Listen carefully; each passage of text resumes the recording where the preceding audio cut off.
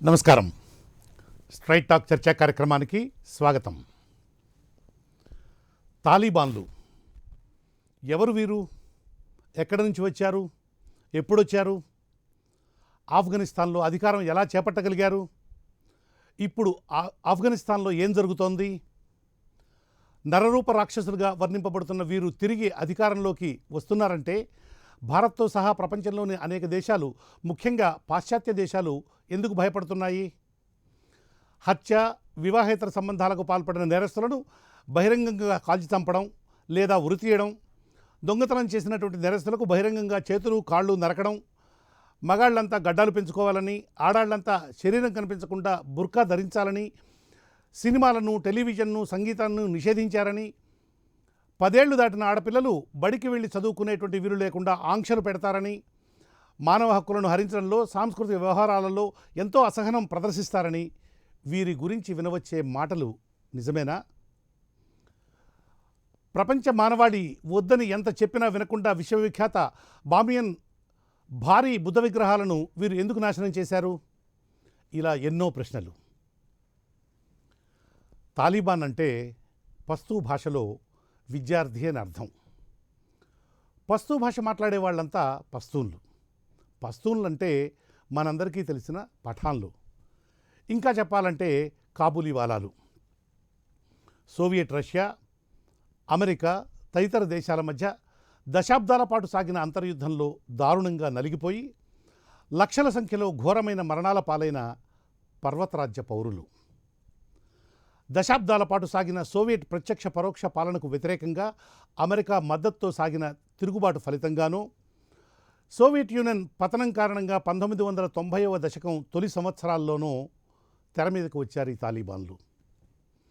అధికారంలోకి వస్తే దేశంలో శాంతి భద్రతలు కల్పిస్తామని, ఇస్లామిక్ పాలన విధానమైనటువంటి షరియత్కు అనుగుణంగా పరిపాలన సాగిస్తామని వారు చేసిన వాగ్దానాన్ని ఆఫ్ఘన్ ప్రజలు స్వాగతించడంతో 1998 నాటికల్లా ఆఫ్ఘనిస్తాన్లో 90% భూభాగాన్ని తాలిబాన్లు హస్తగతం చేసుకోగలిగారు.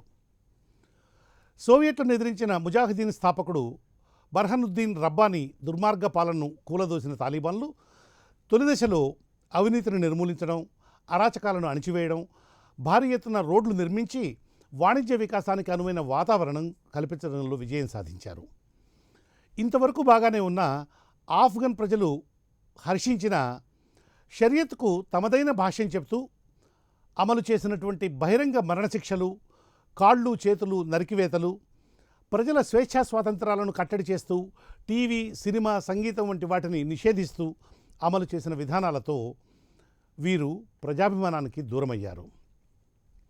ఇక 2011 సెప్టెంబర్ 11వ తేదీన అల్-ఖైదా నాయకుడు ఒసామా బిన్ లాడెన్ నాయకత్వంలో న్యూయార్క్లోని వరల్డ్ ట్రేడ్ సెంటర్ జంట భవనాల కూల్చివేత, లాడెన్కు, అల్-ఖైదా ఉగ్రవాదులకు ఆఫ్ఘనిస్తాన్ ఆశ్రయం ఇవ్వడంతో అదే ఏడాది అక్టోబర్లో అమెరికా సేనలు జరిపిన దాడిలో తాలిబాన్ల ప్రభుత్వం కుప్పకూలిపోయింది. అప్పటి తాలిబాన్ నాయకుడు ముల్లా మహమ్మద్ ఒమర్తో సహా సీనియర్ నాయకులు పలువురు పాకిస్తాన్లోని క్వెట్టా నగరంలో తలదాచుకొని అమెరికన్ దళాల నుంచి ప్రాణాలు కాపాడుకుంటూ అక్కడి నుంచే తాలిబాన్ దళాలను నడిపించారు. కాబూల్లో అనేక బాంబు దాడులు చేశారు. ముల్లా మన్సూర్ నాయకత్వంలో 2015 నాటికి తిరిగి బలం పుంజుకొని తాలిబాన్ ఆఫ్ఘనిస్తాన్లోని కొన్ని నగరాలను స్వాధీనం చేసుకున్నది. 2014 నాటికే దేశంలోని 90% భూభాగాన్ని తాలిబాన్లు తిరిగి కైవసం చేసుకున్నారు. అమెరికా నిలబెట్టిన ఘనీ ప్రభుత్వం వారి ధాటికి తట్టుకుని నిలబడలేకపోయింది. 2021 సెప్టెంబర్ నాటికల్లా ఆఫ్ఘనిస్తాన్ నుంచి అమెరికా తన బలగాలను ఉపసంహరించుకునేందుకు 2020లో తాలిబాన్ ప్రతినిధులతో ఖతార్లో జరిగిన ప్రత్యక్ష చర్చల్లో అంగీకరించడంతో ఇప్పుడు ఈ అధికార బదిలీకి పరోక్షంగా అవకాశం ఏర్పడింది. అమెరికా దళాలపై దాడి చేయబోమని, శాంతియుత వాతావరణం నెలకొల్పుతామని తాలిబాన్లు హామీ ఇచ్చినా అది కేవలం వ్యూహాత్మకమే తప్ప వారి సైద్ధాంతిక భావజాలంలో ఎటువంటి మార్పు లేదని పలువురి పరిశీలకుల భావన. తాలిబాన్లు ఇప్పుడు తిరిగి అధికారంలోకి వచ్చిన తర్వాత ఎలా ప్రవర్తిస్తారు, భారత్పై దాని ప్రభావం ఎలా ఉండబోతోంది మొదలైన విషయాల గురించి ఈరోజు స్ట్రైట్ టాక్ చర్చా కార్యక్రమంలో చర్చిద్దాం. ఇక ఈ చర్చలో పాల్గొనేందుకు అజర్బైజాన్ మాజీ రాయబారి, విశ్రాంత ఐఎఫ్ఎస్ అధికారి డాక్టర్ వినోద్ కుమార్,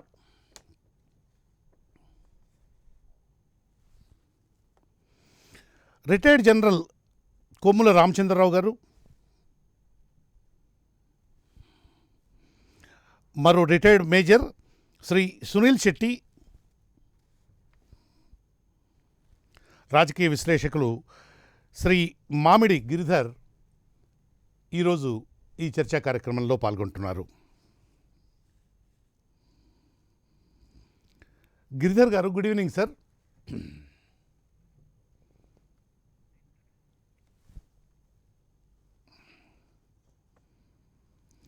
డాక్టర్ వినోద్ కుమార్ గారు, sir can you hear my voice? Doctor Vinod Kumar గారు, అవును, ఐఎమ్ క్లియర్. వినిపిస్తుంది మీ వాయిస్? నా వాయిస్ వినిపిస్తుందా? అవును సార్, ఏంటి సార్ ఆఫ్ఘనిస్తాన్లో ఏం జరుగుతోంది? మనం ఇండియన్స్గా దాని ప్రభావం మన మీద ఎలా ఉండబోతోంది? ఇది ఇప్పటికిప్పుడుగా అకస్మాత్తుగా ఏర్పడినటువంటి పరిస్థితి కాదు, కొంతకాలంగా జరుగుతూ వస్తున్న దానికి పరాకాష్ఠగా ఈ సమస్యను మనం చూడాల్సి వస్తుందని అనుకుంటాను. దానికి సంబంధించినటువంటి వివరాలు దయచేసి తెలియజేయండి. కృష్ణమోహన్ గారు, అదే ఒకటి ఏంటంటే, మీరు ఇంట్రడ్యూస్ చేసేటప్పుడు మన అజర్బైజాన్ రాయబారి కాదు, నేను ambassador of India to Azerbaijan, అది ఓకే ఓకే అలా. ఓకే ఓకే ఎందుకంటే మళ్ళీ అజర్బైజాన్లో భారత రాయబారి కదా?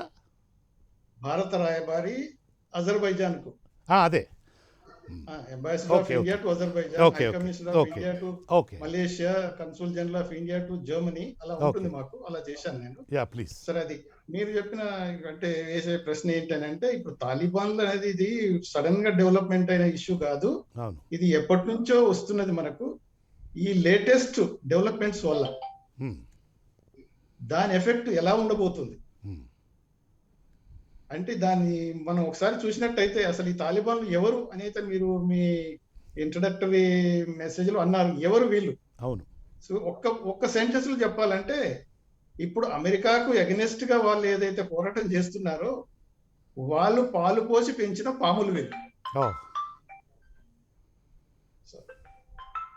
ఎందుకు అనంటే,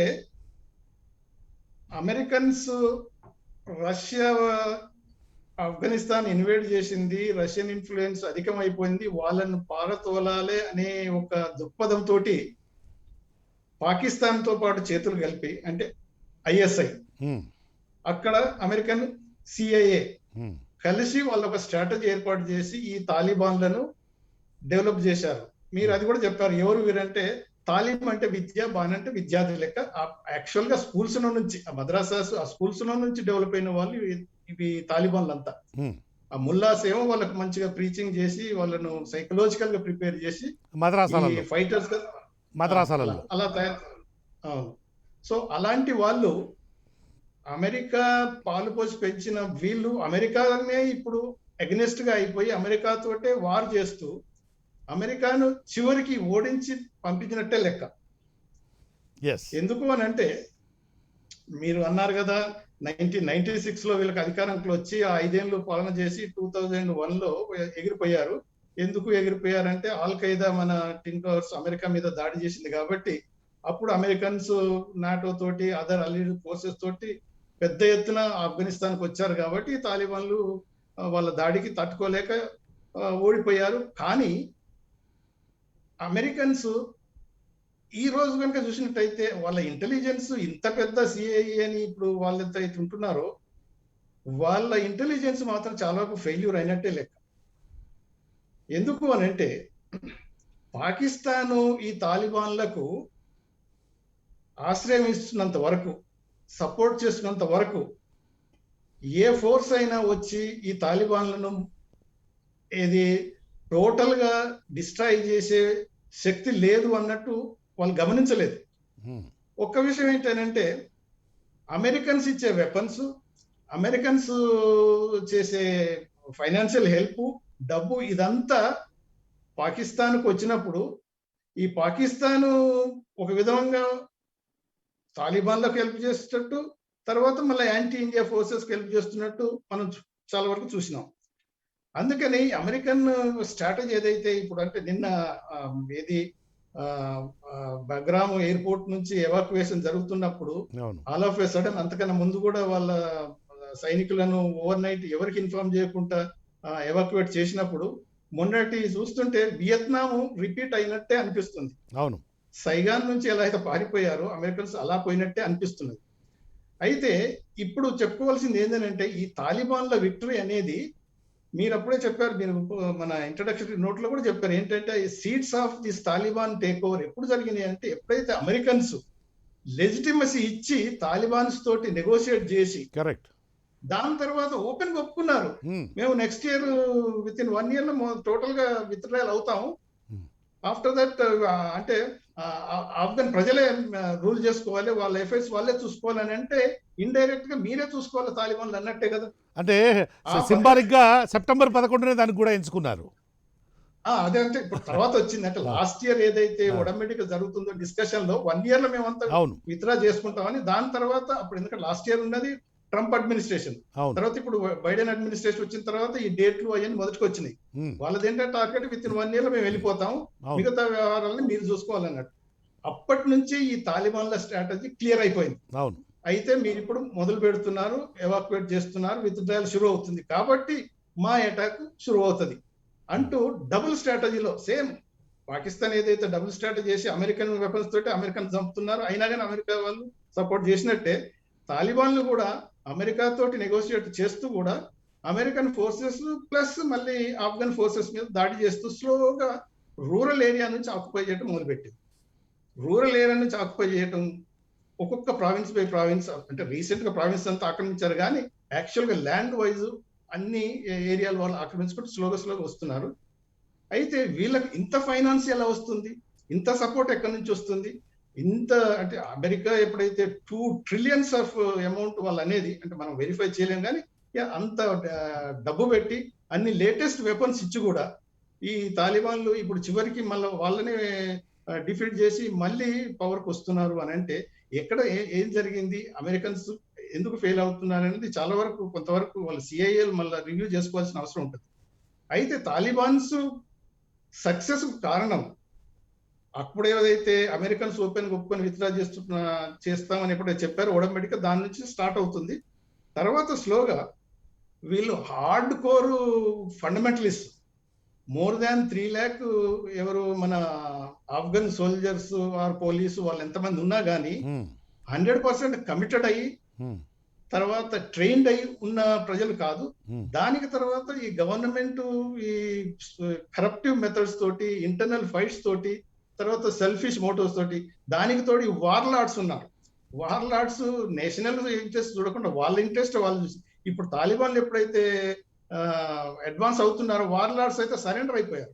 కొంతమంది భయపెడితే సరెండర్ అయిపోయారు, కొంతమంది అఫ్ కోర్స్ ఎన్నో డబ్బులు ఇచ్చి లేకపోతే ఇంకా వేరే కొన్ని ప్రలోభాలు పెట్టి వాళ్ళు ఆక్రమించుకున్నారు ఈ తాలిబాన్. అంటే గవర్నమెంట్ ఫోర్సెస్ పేరుకున్నా కానీ వాళ్ళు ఫైటింగ్ ఫోర్సెస్ కాదు. అందుకని ఇప్పుడు ఓపెన్ గా వాళ్ళు వస్తుంటే కొన్ని ప్లేస్లు అయితే వెల్కమ్ చేసినట్టే మనం న్యూస్ లో కనిపిస్తుంటది. అటువంటిప్పుడు ఏంటంటే ఈ కరప్ట్ గవర్నమెంట్ రూల్ కొంతవరకు ఈ తాలిబాన్లకు ఉపయోగపడింది. తర్వాత ఈ అమెరికన్స్ ఎప్పుడైతే అనౌన్స్ చేసినారో విత్డ్రాయల్ అది తాలిబాన్ కు ఉపయోగపడింది. ఇక వెనక ఆలోచించుకుంటే లేటెస్ట్ గా ఏంటంటే ఈ తాలిబాన్స్ నెగోషియేషన్ కు దిగారు. వాళ్ళది స్ట్రాటజీ ఏంటి, నెగోషియేషన్స్ అవుతున్నప్పుడే ఫర్ ఎగ్జాంపుల్ మనం చూసాం కదా, మేల నుంచి స్టార్ట్ అయింది వాళ్ళ అటాకింగ్ అనేది సీరియస్ గా. May 5th 6th నుంచి స్టార్ట్ చేసి వాళ్ళు విత్ ఇన్ 3 months లో, నేను మొన్న లాస్ట్ మన మిత్రులందరికీ అంటే మన గిరి గారు ఉన్నారు తెలిసి ఉంటది, తాలిబాన్లు with in no time they will occupy అని చెప్పారు. అవును. ఎందుకు అని అంటే వాళ్ళ స్ట్రాటజీ యాజ్ ఎ డిప్లొమాట్ అంటే నేను స్టడీ చేస్తుంటాను కదా, ఎప్పుడైనా వాళ్ళు వీక్నెస్ తోటి నెగోషియేషన్ లో డిస్కషన్ కి రారు, స్ట్రెంగ్త్ ఫుల్ స్ట్రెంగ్త్ తోటి వస్తున్నారు. ఇంకోటి ఏంటంటే దే బై టైం. అక్కడ నెగోషియేషన్స్ అవుతున్నాయని గవర్నమెంట్ ఫోర్సెస్ నిద్రపోవచ్చు, కానీ ఈ తాలిబాన్లు మాత్రం ఓవర్ యాక్టివ్ అయిపోయి ప్రావిన్స్ బై ప్రావిన్స్ ఆక్రమించడం మొదలు పెట్టారు. మనం అనుకున్న దానికంటే యాక్చువల్ గా ఈ సిఐఏ మిగతా అదర్స్ కూడా it will take long time, కాకపోతే ఒక 3 నెలలు పడుతుంది, 6 నెలలు పడుతుంది అనే ఏదైతే ఆ, ఆలోచనలు ఉన్నారో అదంతా అంటే ఇంటెలిజెన్స్ ఫెయిల్యూర్, లేకపోతే మరి కావలసుకొని ఏమన్నది కల్పించారనేది. కానీ ఈ రోజు చూస్తేనైతే మెర్కెల్ జర్మన్ ఛాన్సలర్ అయితే అమెరికాను బ్లేమ్ చేసింది. ఏంటి ఇంత ఘోరంగా మీరు విత్డ్రా చేసుకున్నారు, మీరు మాతో షేర్ చేసుకోలేదు ఇంటెలిజెన్స్ అంటే. చాలా కంట్రీస్ కూడా ఇంకా వాళ్ళ డిప్లొమాటిక్ స్టాఫ్ ను, వాళ్ళ సిటిజన్స్ కూడా వాళ్ళు ఎవాక్యుయేట్ చేయలేదు. అంటే కొంతవరకు అదే ఇంత స్పీడ్ లో మొన్న మన 10 రోజుల కింద మాట్లాడినప్పుడు కూడా నేను అనుకున్నాను 2 to 3 weeks. 3 weeks అనే బదులు వీళ్ళు 10 days లోనే మొత్తం దే కుడ్ ఓవర్ రన్. అంటే అలాంటి జరిగింది అని అంటే సంథింగ్ ఈజ్ రాంగ్ విత్. ఒకటి ఏంటంటే వీళ్ళ American intelligence or whatever NATO intelligence, other European intelligence. కాకపోతే ఈ విషయంలో రష్యా రోలు, రష్యన్స్ ఒకప్పుడు ఈ తాలిబాన్స్ ను రష్యాకి అగెనిస్ట్ గా ఫైట్ చేసి రష్యన్స్ ను పారదోలాలనే పద్ధతిలో ఉన్న వాళ్ళు ఇప్పుడు రష్యా సాఫ్ట్ అయిపోయింది. అన్నిటికంటే ఎక్కువ మన పక్కకున్న చైనా. అంటే అమెరికా ఇన్ఫ్లుయెన్స్ తగ్గేటప్పటికే న్యాచురల్గా Russia feels happy about it కాదా? నేచురల్ గా ఇప్పుడు తాలిబాన్ ని క్రియేట్ చేసి అప్పుడు 90s లో రష్యన్స్ వచ్చినప్పుడు అమెరికన్స్ ఎంతైతే అంటే సీరియస్ గా తీసుకొని వచ్చి వాళ్ళను they wanted to throw them out అనే పద్ధతిలో ఏ స్టెప్ కైనా దిగజారి తాలిబాన్లను క్రియేట్ చేశారో, ఇప్పుడు అదే తాలిబాన్లు వీళ్ళు అమెరికన్ ను తరుగుతున్నారు అనేదాన్ని Russians are happy. There is no doubt. దాని తర్వాత ఇప్పుడు చైనీస్ వాళ్ళ స్ట్రాటజీని మనం స్టడీ చేసుకోవాలి. మరి నేను యాజ్ ఎ డిప్లొమాట్ కూడా చెప్తున్నాను, మన జనరల్స్ అయినా, మన పొలిటికల్ లీడర్స్ అయినా, డిప్లొమసీ అయినా, వాళ్ళకేంటి చైనీస్ ఎంత అంటే స్మూత్ గా ఆపరేట్ చేస్తున్నారో చూడండి. వాళ్ళ ఇంట్రెస్ట్ ఏ మాత్రం దెబ్బతింటలేదు. అవును, మొదటి నుంచి పాకిస్తాన్ చైనా నెక్సెస్ వల్ల ఈవెన్ నెగోషియేషన్స్ లో కూడా మనం పార్టిసిపేట్ చేయలేని పరిస్థితులకు ఈవెన్ తీసుకొచ్చారు. పాకిస్తాన్ కూడా ఈ సందర్భంగా ఈ ప్రాసెస్ లో మన సక్సెస్, పాకిస్తాన్ స్ట్రాటజీ కూడా సక్సెస్ అయినట్లుగానే భావించాలి. చాలా వరకు success, there is no doubt. ఎందుకంటే తాలిబాన్స్ ఎందుకు ఓపెన్ గా ఏది మొన్న ఇది 3 వారాల కింద నుంచే ఏది ఇమ్రాన్ ఖాన్ స్టేట్మెంట్ ఇవ్వడం మొదలు పెట్టిందిగా. అష్రఫ్ గాని ఉన్నంత కాలము అసలు పీస్ ప్రాసెస్ జరగదు. తర్వాత ఈ రోజు ఆయన ఇచ్చిన స్టేట్మెంట్ ఏంటంటే ఆఫ్ఘన్ ప్రజలు they got the freedom from the shackles of what forces అని ఓపెన్ గా స్టేట్మెంట్ ఇచ్చేసాడు. అంటే వాళ్ళు అంటే పాకిస్తాన్ ఒకటి ఏంటంటే తాలిబాన్స్ ఓవరాల్ గా వాళ్ళు సపోర్ట్ చేసి పెంచుతున్నారు, కానీ వాళ్ళకు కూడా ఇప్పుడు పాకిస్తాన్ ఎంతైతే సేఫ్ గా ఫీల్ అవుతుందో కొంతవరకు ఈ తాలిబాన్స్ పాకిస్తాన్ కూడా తిరగబడతారు. ఒక రోజు వస్తుంది, ఇండిపెండెంట్ గా ఆపరేట్ చేస్తారు. ఇప్పుడు తెహరీక్ తాలిబాన్ అనేది ఒక పార్ట్ ఆఫ్ ఈ తాలిబాన్ల దాంట్లో ఉన్న వాళ్ళు కూడా పాకిస్తాన్ మీద అటాక్ చేస్తున్నారు, వాళ్ళు కూడా ఉంటది. రేపు ఏది తాలిబాన్స్ కనుక ఇది ఆఫ్ఘనిస్తాన్ లో స్టెబిలైజ్ తర్వాత అఫ్ కోర్స్ మనం చాలా ఎఫెక్ట్ అవుతాము, కానీ పాకిస్తాన్ కూడా కొంత ఎఫెక్ట్ జరుగుతున్నది. అందుకనే పాకిస్తాన్ కూడా ఆశతూసి ఏదో చేస్తున్నది. వాళ్ళ బార్డర్స్ అని మొత్తం క్లోజ్ చేసేది, అంటే రెఫ్యూజీస్ రావద్దు, తాలిబాన్స్ మాత్రం ఆఫ్ఘనిస్తాన్ నుంచి ఫ్రీగా పాకిస్తాన్ కు వచ్చి మళ్ళీ పోయి ఆపరేట్ చేసుకోవచ్చు. అంటే పాకిస్తాన్ చైనీస్ నెక్సెస్. చైనా ఒక మాట నేను చెప్తున్నాను కదా, మన ఏది బర్దారు అంటే సెకండ్ ఇన్ కమాండ్ ఆయన పోయి చైనీస్ ఫారెన్ మినిస్టర్ తోటి ఆ డెలిగేషన్ తోని మంచి మీటింగ్లు పెట్టి అన్ని లోపల అయిన తర్వాత ఈ రోజు కూడా స్టేట్మెంట్ ఇచ్చారు వాళ్ళు, we would like to have friendly relations with Afghanistan Talibans. There is no doubt. వాళ్ళ ఇంట్రెస్ట్ ఏంటి అని అంటే ఇప్పుడు బెల్ట్ అండ్ రోడ్ ఇనిషియేటివ్ తర్వాత పాకిస్తాన్ చైనా ఎకనామిక్ కారిడార్ దెబ్బతినకుండా ఉండాలి.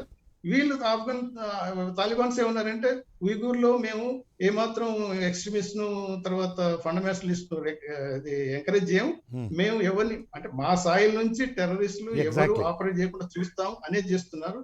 అయితే ఇప్పుడు అందుకని మనకు వచ్చిన చాలా వరకు ఏంటంటే ఒక మాటలో చెప్పాలనుకుంటే we are in the losing game almost. So దాని ఎఫెక్ట్ ఎంతవరకు వస్తుంది అనేది మనం ఆచితూచి చూడాల్సి వస్తుంది, కేర్ఫుల్ గా ఉండాల్సి వస్తుంది. Thank you very much Vinod Kumar గారు, thank you very much. General Kamal Ramachandrarao గారు, sir good evening. Good evening, చెప్పండి సార్.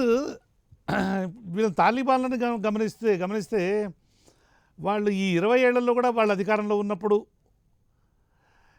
ఈ షరియత్ their own form of their own interpretation of షరియత్ని అమలు చేస్తూ ఉన్నటువంటి ప్రాసెస్లో అంటే చాలా బ్రూటల్ పనిష్మెంట్స్ ఇస్తూ ఉన్నటువంటి పరిస్థితుల్లో, అంటే కాళ్ళు నరకడం, చేతులు నరకడం, లేదా పబ్లిక్ హ్యాంగింగ్ చేయడం, లేదా పబ్లిక్గా రైఫిల్స్తోనే షూట్ చేయడము, ఇంకా ఇలాంటి చాలా.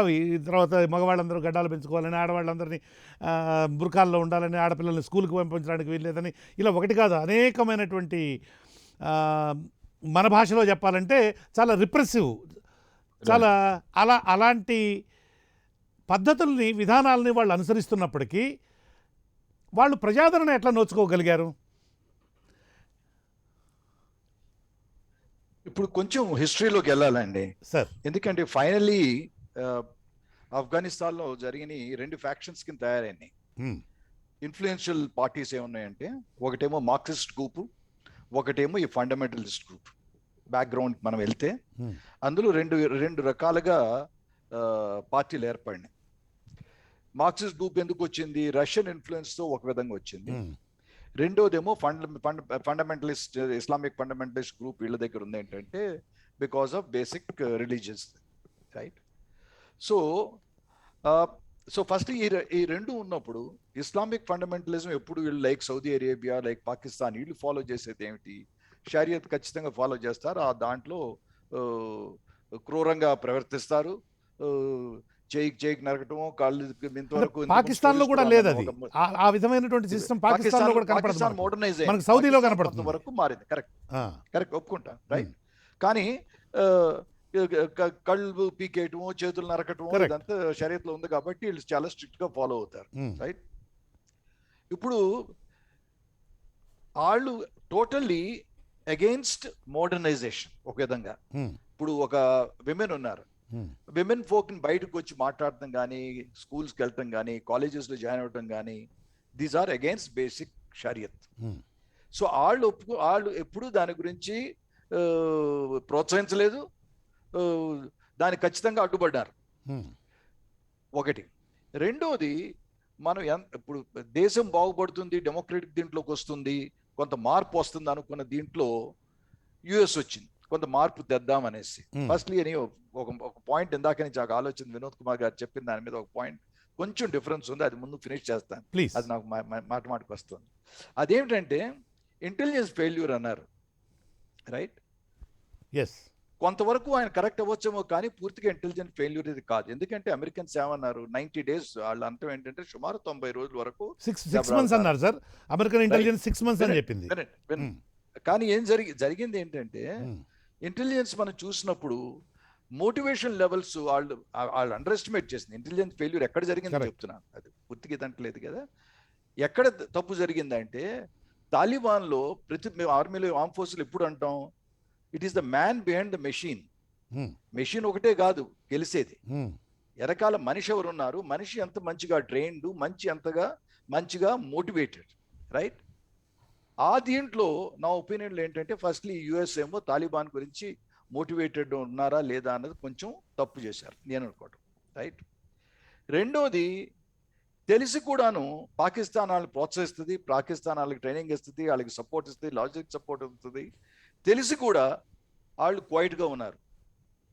దాని గురించి మన భారతదేశం ఖచ్చితంగా యుఎస్తో ఆ విషయంలో ఒకసారి కాదు, 2 సార్లు కాదు, 3 సార్లు చెప్పాం, మీరు రాంగ్ కంట్రీకి బ్యాక్ చేస్తున్నారు పాకిస్తాన్ని, ఈ విషయంలో కూడా మనం చెప్పిన సంగతులు ఉన్నాయి. మూడో సంగతి ఏంటంటే, మీరు గవర్నమెంట్ ఫోర్సెస్లో కూడాను జరిగింది ఏమిటి, కొంతమంది ఫండమెంటల్గా ఉండే Islamist, highly motivated people, right? వాళ్ళు కూడా ఆ జాబ్స్లో ఉన్నారు. ఆ జాబ్స్లో ఉండటం ఏమైంది, ఆశ్చర్యం వేసింది ఏంటంటే, కొన్ని యాక్చువల్గా అమెరికన్ వెపన్స్ కూడా హ్యాండ్ ఓవర్ చేశారు government forces. American weapons hand over చేశారు, అమెరికన్స్ చేసిన ట్రైనింగ్ మెథడ్స్ కూడా వాళ్ళకి చెప్పడం జరిగింది, రైట్?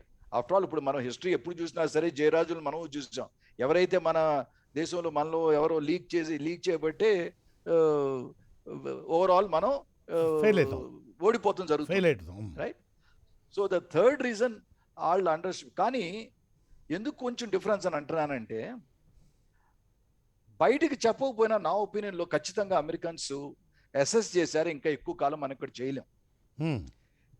రష్యా ఇంతకుముందు 20 odd years సాధనలు ఉన్నారు, వాళ్ళు హ్యాండిల్ చేయలేరు, వెళ్ళిపోయారు. ఒకటి. రెండోది ఏంటి, బ్యాక్ హోమ్ కంట్రీలో విపరీతమైన ఫోర్సెస్ ఉన్నాయి.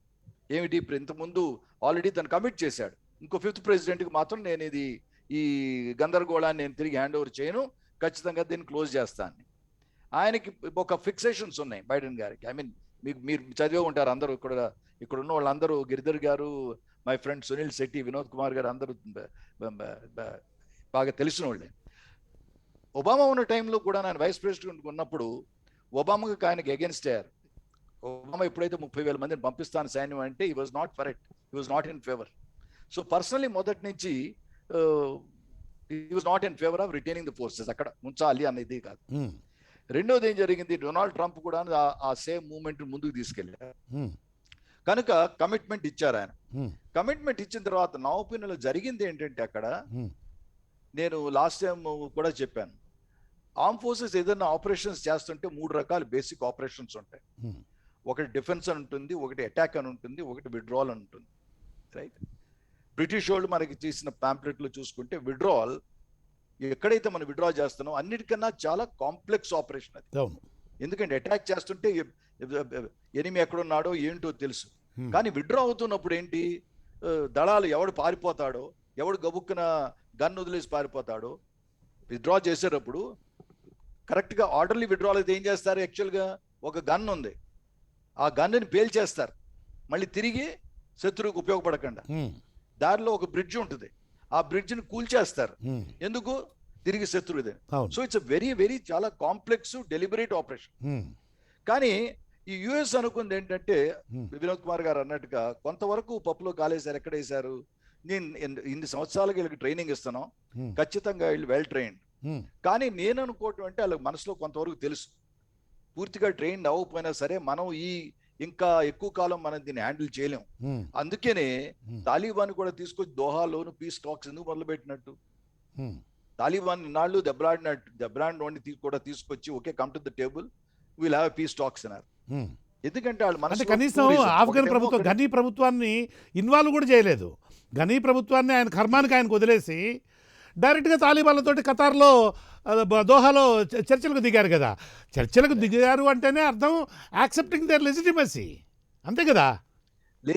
లెజిటిమసీ కన్నా I think more than legitimacy, correct, వాళ్ళు surviving, just small little change of word, వాళ్ళు సర్వైవ్ అవ్వగలరా లేదా అన్న ఇది, ఇంకా ఎన్నాళ్ళు ఫైట్ చేయగలం. ఓకే, ఎందుకంటే స్లోలీ ట్రూప్స్ డిప్లీట్ చేసుకుంటూ వచ్చినప్పుడు, రైట్, ఒక 3,000 ఉంచుతాను, స్లోలీ ట్రూప్స్ డిప్లీట్ చేస్తున్నప్పుడు వాళ్ళకి తెలిసి ఇంకా ఎక్కువ కాలం మనం అక్కడ ఫైట్ చేయలేం, ఫుల్ గా చేయాలండి. ఎందుకంటే 20 సంవత్సరాలు ఇందాక చెప్పారు ఆయన, $3 ట్రిలియన్ కూడా పంప్ చేసిన తర్వాత కూడా వాళ్ళు అనుకుని సాధించలేకపోయారు.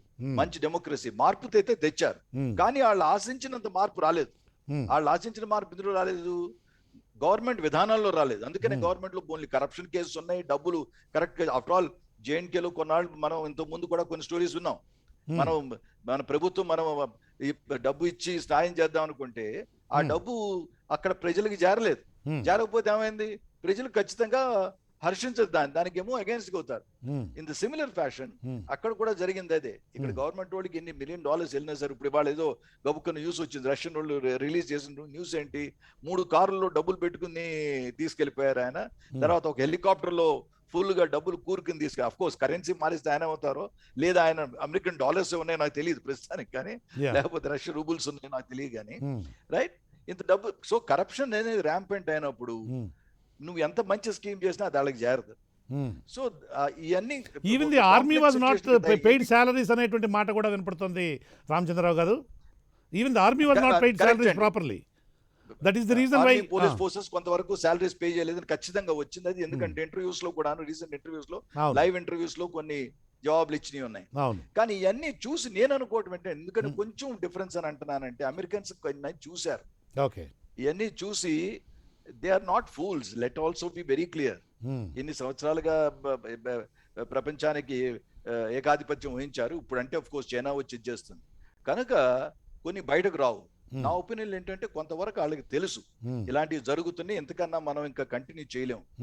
అయ్యా బాబు ఏదో మంచిగా కన్నులొట్టపోకుండా ఇక్కడి నుంచి మనం ఏదో ఒక విధంగా విత్డ్రా అయ్యి, అయితే ఇంత వేగంగా జరుగుతుందని ఊహించారా జరుగుద్దని రామచంద్రరావు గారు? ఇంత వేగంగా ఇంత వేగంగా వారం రోజుల్లో 10 రోజుల్లో జరుగుతుందనేటువంటిది ఊహించడంలో, అంచనా వేయడంలో కొంచెం దెబ్బతిన్నట్లున్నారు. అది అది అది నేనేంటంటే తాలిబాన్కి నేను అది హర్షిస్తాను. ఎందుకంటే తాలిబాన్ వాళ్ళు ఏం చేశారు, ఇప్పుడు అమెరికా ఒకళ్ళు ఏమైనా జరిగితే అమెరికా తిరిగి రావాలనుకుంటే లాస్ట్ టైం నేను ఎక్స్పెక్ట్ చేసింది ఏంటంటే ఇంకా కొన్నాళ్ళు, నా పర్సనల్ ఒపీనియన్ అయితే ఇంకా కొన్నాళ్ళు ఫైట్ చేయగలిగిన స్తోమత ఉంది అనుకున్నాను. నా ఒపీనియన్ లో లాస్ట్ టైం అన్నాను కూడా, కొంతమంది డిఫరెన్స్ అయినా సరే నేను అన్నాను. కానీ ఇక్కడ జరిగింది ఏంటి, అప్పుడు ఆ రోజు కూడా అన్నాను, తాలిబాన్ స్మార్ట్ అని ఎందుకంటానంటే, ఇంటెలిజెంట్ ఎందుకంటే ఇంకా కొంచెం టైం ఇస్తే అమెరికన్స్ తిరిగి ఏమైనా ఫోర్సెస్ తీసుకురావచ్చు. తజకిస్తాన్ ఉజ్బెకిస్తాన్ నుంచో ఎయిర్ పవర్ కొంతవరకు తిరిగి స్ట్రైక్ చేయొచ్చు. ఎయిర్ పవర్ స్ట్రైక్ చేయాలంటే ప్రాక్సిమిటీ ఆఫ్ ట్రూప్స్ దగ్గర ఉన్నాయి అనుకోండి, మరీ దగ్గర ఉన్నాయంటే ఎయిర్ పవర్ వాడలేం మనం, ఎందుకంటే కొలెటరల్ డ్యామేజ్ ఉంటాయి. కనుక ఆ ఎయిర్ పవర్ వచ్చే ముందు మనం ఎంత క్విక్ గా అడ్వాన్స్ అయ్యి ఎంత క్విక్ గా మనం టేక్ ఓవర్ చేయగలిగితే అంత మంచిదని. కొన్ని చోట్ల తర్వాత తెలుస్తుంది మనకి హిస్టరీ, కొన్ని చోట్ల గ్యాప్స్ వదిలేసిన, కొన్ని స్థావరాలు కావాలని వదిలేసినా సరే క్లియర్ టార్గెట్స్ చూసుకున్నారు. కాబూల్ క్యాప్చర్ చేయాలి, కందహారు ఇది వాళ్ళు క్లియర్ టార్గెట్ చేసుకుని, సో వాళ్ళు కూడా చాలా తెలివిగా స్పీడ్ ఆఫ్ ఆపరేషన్స్ పెంచుకుని చేశారని నా opinion. Thank you sir, thank you very much Ramachandrarao గారు. మేజర్ సునీల్ శెట్టి గారు, మనం ఈ తాలిబాన్ గురించి మాట్లాడుకుంటున్నాం కదా, అసలు ఈ తాలిబాన్ అనేటువంటిది వీళ్ళు ఇప్పుడున్నటువంటి ఇన్ఫర్మేషన్ ప్రకారం అయితే సుమారుగా ఒక 85,000 మంది, 1,00,000 మందికి లోపు ఉన్నట్లుగా వాళ్ళ నంబర్. ఏది బహుశా 2001లో అధికారం కోల్పోయిన సమయంతో పోలిస్తే కూడా they have the best numbers now, which is about 85,000 అని చెప్తున్నారు. ఈ తాలిబాన్ అనేటువంటి పూర్తిగా ఒక సెంట్రలైజ్డ్ ఫోర్సా? అంటే ఇప్పుడు సపోజ్ ఇండియన్ ఆర్మీ ఒక సెంట్రలైజ్డ్ ఫోర్స్, ఎవరో టాప్లో ఒక ఆయన ఉంటాడు, ఆయన మిగతా కింద ఉంటారు, ఒక హైరార్కీ ఉంటుంది, డిస్ట్రిబ్యూషన్ ఆఫ్ ఇన్ఫర్మేషన్ ఉంటుంది, పాసింగ్ ఆఫ్ ది ఆర్డర్ ఉంటుంది. అలాగా ఈ తాలిబాన్ అనేటువంటిది is it a unified force, is it a centralised force?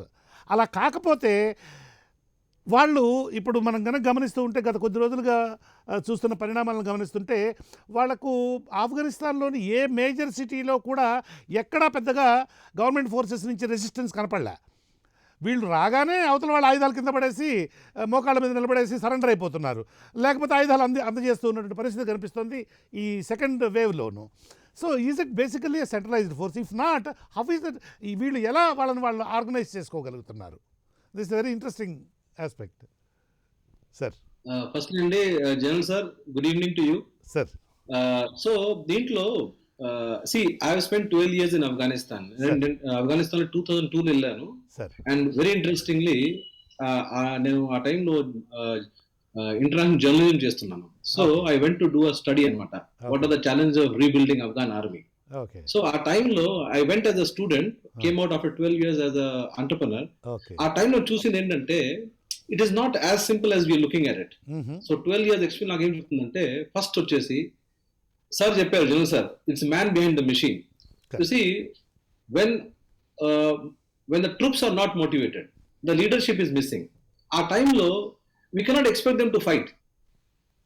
So మీరు ఒక పాయింట్ తీసుకొచ్చారు, శాలరీస్ దొరకలేదని. కరెక్టే, కరప్షన్, హెవీ కరప్షన్ నేను చూశాను. ఎందుకంటే as an entrepreneur I was the only non-US military contractor training Afghan army and Afghan police. నేను 12 years చేశాను, training చేశాను వాళ్ళకి. మా ట్రైనింగ్ అంటే బేసిక్లీ వెపన్ మెయింటెనెన్స్ సైడ్ నుంచి. అక్కడ ఏం చూసాము, ఆఫ్ఘాన్ ఆర్మీలో 2.5 lakhs అంటున్నాం అక్కడ, కానీ ఆ దాంట్లో మాక్సిమం బై రికమెండెడ్, అంటే మా బ్రదర్ అండి ఈయన జాయిన్ చేసుకోండి, ఆ ఫుడ్ సోల్జర్స్ లో. ఓకే, సో ఫుడ్ సోల్జర్స్ లో మా బ్రదరు ఓకే జాయిన్ అయిపోయింది. అంటే he he's got no commitment towards country. వాడు కావాల్సింది ఏంటంటే ఆ $200 కావాలా శాలరీ. సో అలాంటి సోల్జర్స్ ని పట్టుకొని మనం ఒక కంట్రీని డిఫెండ్ చేయాలా, వెరీ డిఫికల్ట్. అదే ఆపోజిట్ సైడ్ లో మనం తాలిబాన్ ని చూస్తే, ఒక తాలిబాన్ ఇంట్రెస్టింగ్ ఇంటర్వ్యూ ఒకటి ఇచ్చారు ఒక 2-3 years బ్యాక్ అనమాట. సో వెరీ ఇంట్రెస్టింగ్ స్టేట్మెంట్ చెప్పారు ఒక తాలిబాన్ రిప్రజెంటేటివ్. ఏమంటారంటే ఇంగ్లీష్ లో the translation was, we are ready to die for our what we believe in. We love our death and you love your life. How can you fight us? Ante now we are ready to die anamata for our vision, for our goal. So when you put on one side manam not very well trained, not motivated soldiers ni, inkoka side well motivated Taliban, right, they are ready to die. Alanti forces manam square off cheste, obviously ANA, NDSF, army, police, they don't stand a chance.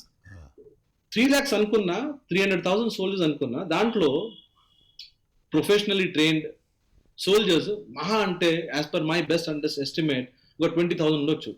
That is also on hire side. Plus the other side what we have to understand is when we are talking about Afghanistan. Major Shetty ఒక చిన్న interruption మీకు.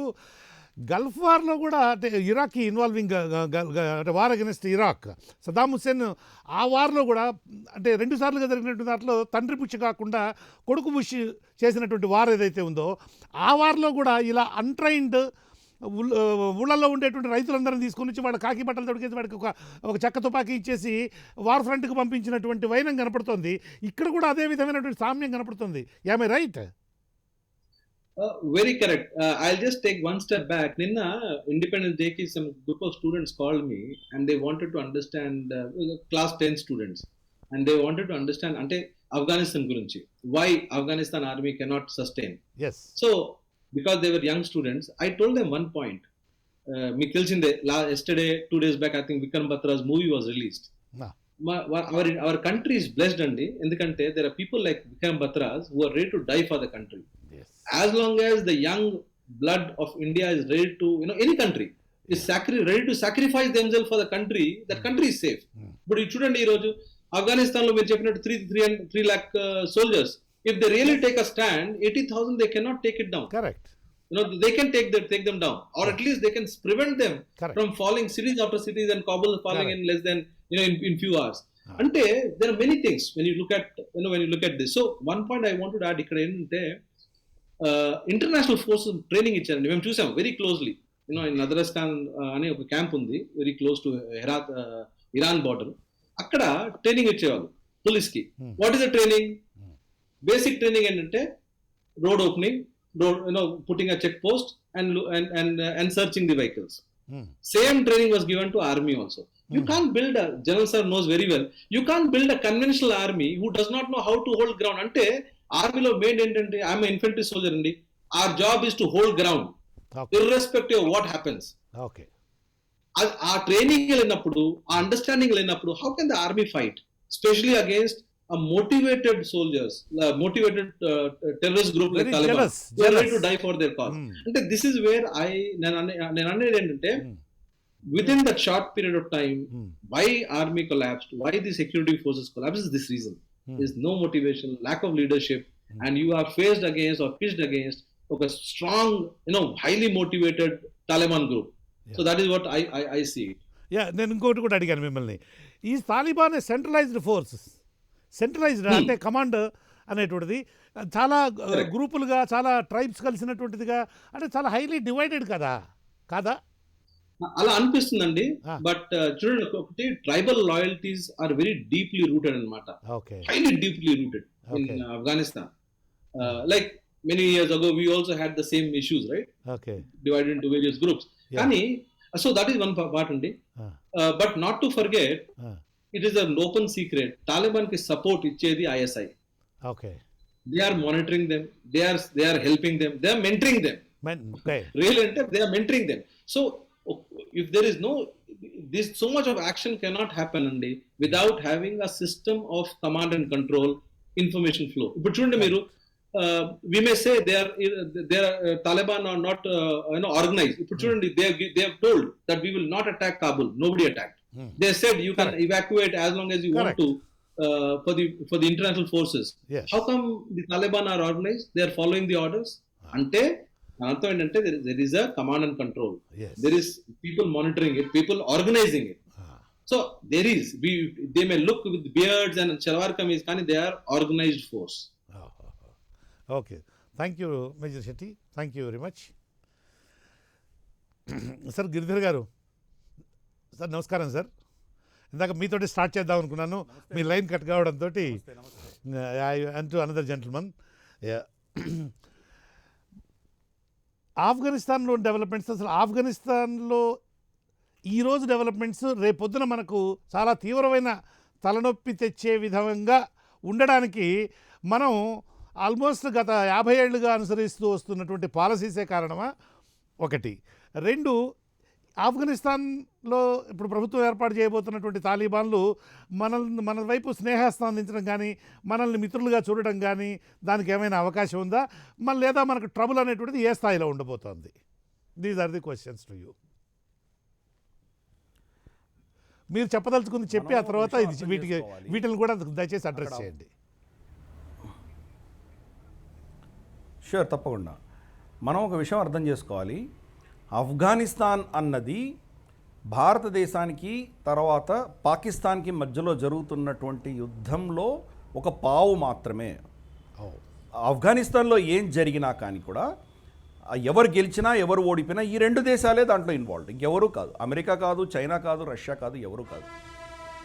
ఆ విషయం మనం అర్థం చేసుకోవాలి. పాకిస్తాన్ ఈరోజు గెలిచింది, టాక్టికల్గా చాలా అద్భుతంగా గెలిచింది కరెక్ట్ ఆఫ్ఘనిస్తాన్లో. పాకిస్తాన్ యొక్క క్రెడిబిలిటీ ఏంటంటే వాళ్ళు స్టార్ట్ చేసిన యుద్ధాలన్నీ కూడాను ఇనీషియల్గా చాలా అంటే చాకచక్యంగా చాలా ప్లాన్డ్గా వాళ్ళు అటాక్స్ చేస్తారు. ఆ అటాక్స్ని తట్టుకోవడానికి మాకు టైం పడుతుంది. అల్టిమేట్గా లాంగ్ టర్మ్లో మనం గెలుస్తూ వచ్చినా వాళ్ళు ఇనీషియల్ అడ్వాంటేజ్ మాత్రం పాకిస్తాన్కి ఎప్పుడూ ఉంటుంది. మనం కార్గిల్లో చూసాం, అది అసలు ఎంత ప్లానింగ్ ఉండాలి. అన్ని కొండ శ్రేణులన్నింటినీ వాళ్ళు వెళ్ళి ఆక్యుపై చేసుకున్నారంటే అది ఎంత ప్లానింగ్, మనకు మిలిటరీ ప్లానింగ్ ఉంటే అది సంభవం అవుతుంది అది. సో అలాగే ఇక్కడ కూడా కమాండ్ అండ్ కంట్రోల్ అని మీరు అడిగారు కదా. కమాండ్ అండ్ కంట్రోల్ అన్న చర్చలో కమాండ్ అండ్ కంట్రోల్ ఎక్కడి నుంచి వచ్చింది? రావల్పిండి నుంచి వచ్చింది. తాలిబాన్లు ఎవరూ యుద్ధ నైపుణ్యం లేదు వాళ్ళకు, ఒక ప్రొఫెషనల్ మిలిటరీ కాదు, వాళ్ళకు యుద్ధం చేసే కౌశల్యం లేదు వాళ్ళకు. వాళ్ళు ఇన్ఫ్యాక్ట్ చాలా పిరికి వాళ్ళు. మీరు చూస్తే గమనిస్తే చాలా పరిస్థితులలో చాలా ప్లేసెస్లో ఆఫ్ఘాన్ ఆర్మీతో యుద్ధం చేసినప్పుడు వాళ్ళు వెనుతిరిగి పారిపోయారు. ఆఫ్ఘాన్ ఆర్మీ ఎప్పుడైతే వాళ్ళని అటాక్ చేసిందో అప్పుడు తాలిబాన్ ఓడిపోయింది. హెరాత్ ఒక 10 రోజుల క్రితం హెరాత్ మీద వాళ్ళు అటాక్ చేస్తే హెరాత్లో ఉన్నటువంటి ఆఫ్ఘాన్ ఆర్మీ దాన్ని వాళ్ళని తిప్పికొట్టగలిగారు. కనీసం అంటే ఒక 200 మంది తాలిబాన్లు చనిపోయారు అవుట్స్కర్ట్స్లోనే. సో మళ్ళీ ప్రభుత్వం హెరాత్ని వాళ్ళు కాపాడుకోగలిగారు. ఆల్మోస్ట్ ఒక 10 రోజుల క్రితం. సరే, ఇప్పుడు హెరాత్ కూడా వాళ్ళ కబ్జా అయిపోయింది, అది వేరే విషయం. కాబట్టి పాకిస్తాన్ స్వయాన దీంట్లో ఇన్వాల్వ్ అయింది. దాన్ని బయట ఉండి సపోర్ట్ చేయడం కాదు. 10,000 మంది స్పెషల్ కమాండోస్, స్పెషల్ ఆర్మ్డ్ ఫోర్సెస్ని తాలిబాన్కి వాళ్ళు సప్లై చేసింది పాకిస్తాన్. ఈ విషయం ఇమ్రాన్ ఖాన్ డయాస్ మీద కూర్చొని ఉండగా అష్రఫ్ ఘనీ మన ఉజ్బెకిస్తాన్లో ఆయన చెప్పడం జరిగింది. ఉజ్బెకిస్తాన్లో జరిగినటువంటి కాన్ఫరెన్స్లో ఇద్దరు ఒకటే మంచి మీద కూర్చొని ఉండగా పాకిస్తాన్ గత 3-4 రోజుల క్రితం 10,000 మంది సైన్యాన్ని పంపించింది, రెగ్యులర్ పాకిస్తాన్ ఆర్మీని పంపించింది అని ఆయన చెప్పడం జరిగింది. అది సో కాబట్టి ఇది మొత్తం కూడా యుద్ధం వాళ్ళు దగ్గర ఉండి చేశారు. తాలిబాన్కి ఎటువంటి టాక్టిక్స్ వాళ్ళు వాడాలి, ఎక్కడ ఫస్ట్ వాళ్ళు అటాక్ చేయాలి, ఏ ఏరియాస్ని వాళ్ళు కార్డన్ ఆఫ్ చేయాలి. మీరు చూస్తే పోయినసారి వాళ్ళు ఎప్పుడైతే సోవియట్ యూనియన్ వెళ్ళిపోయిన తర్వాత మొత్తం ఆఫ్ఘనిస్తాన్ కబ్జా చేసుకోగలిగారు, కానీ ఉత్తర భాగం ఏదైతే ఉన్నదో వాళ్ళు మన పంజషీర్ ఏరియా అంటారు, పంజషీర్ ఏరియా, వకాన్ కారిడోర్, ఆ ప్రాంతం అంతా కూడా మనకు అహ్మద్ షా మసూద్ అన్నటువంటి వ్యక్తి షేర్ ఏ పంజషీర్ అని పిలుస్తారు ఆయన్ని, నార్దర్న్ అలయన్స్ అనేవాళ్ళు. అక్కడ ఆయన ఉండడం వల్ల వీళ్ళని తాలిబాన్ అక్కడ రానివ్వకుండా ఆపగలిగాడు. సో దాంతో తాజికిస్తాన్ కావచ్చు, ఉజ్బెకిస్తాన్ కావచ్చు, వీళ్ళ బార్డర్స్ ఏవైతే ఉన్నాయో అది వీళ్లకు తాలిబాన్కి కంట్రోల్ లేకుండా వాళ్ళు హ్యాండిల్ చేయగలిగారు, ఎవరు, నార్దర్న్ అలయన్స్.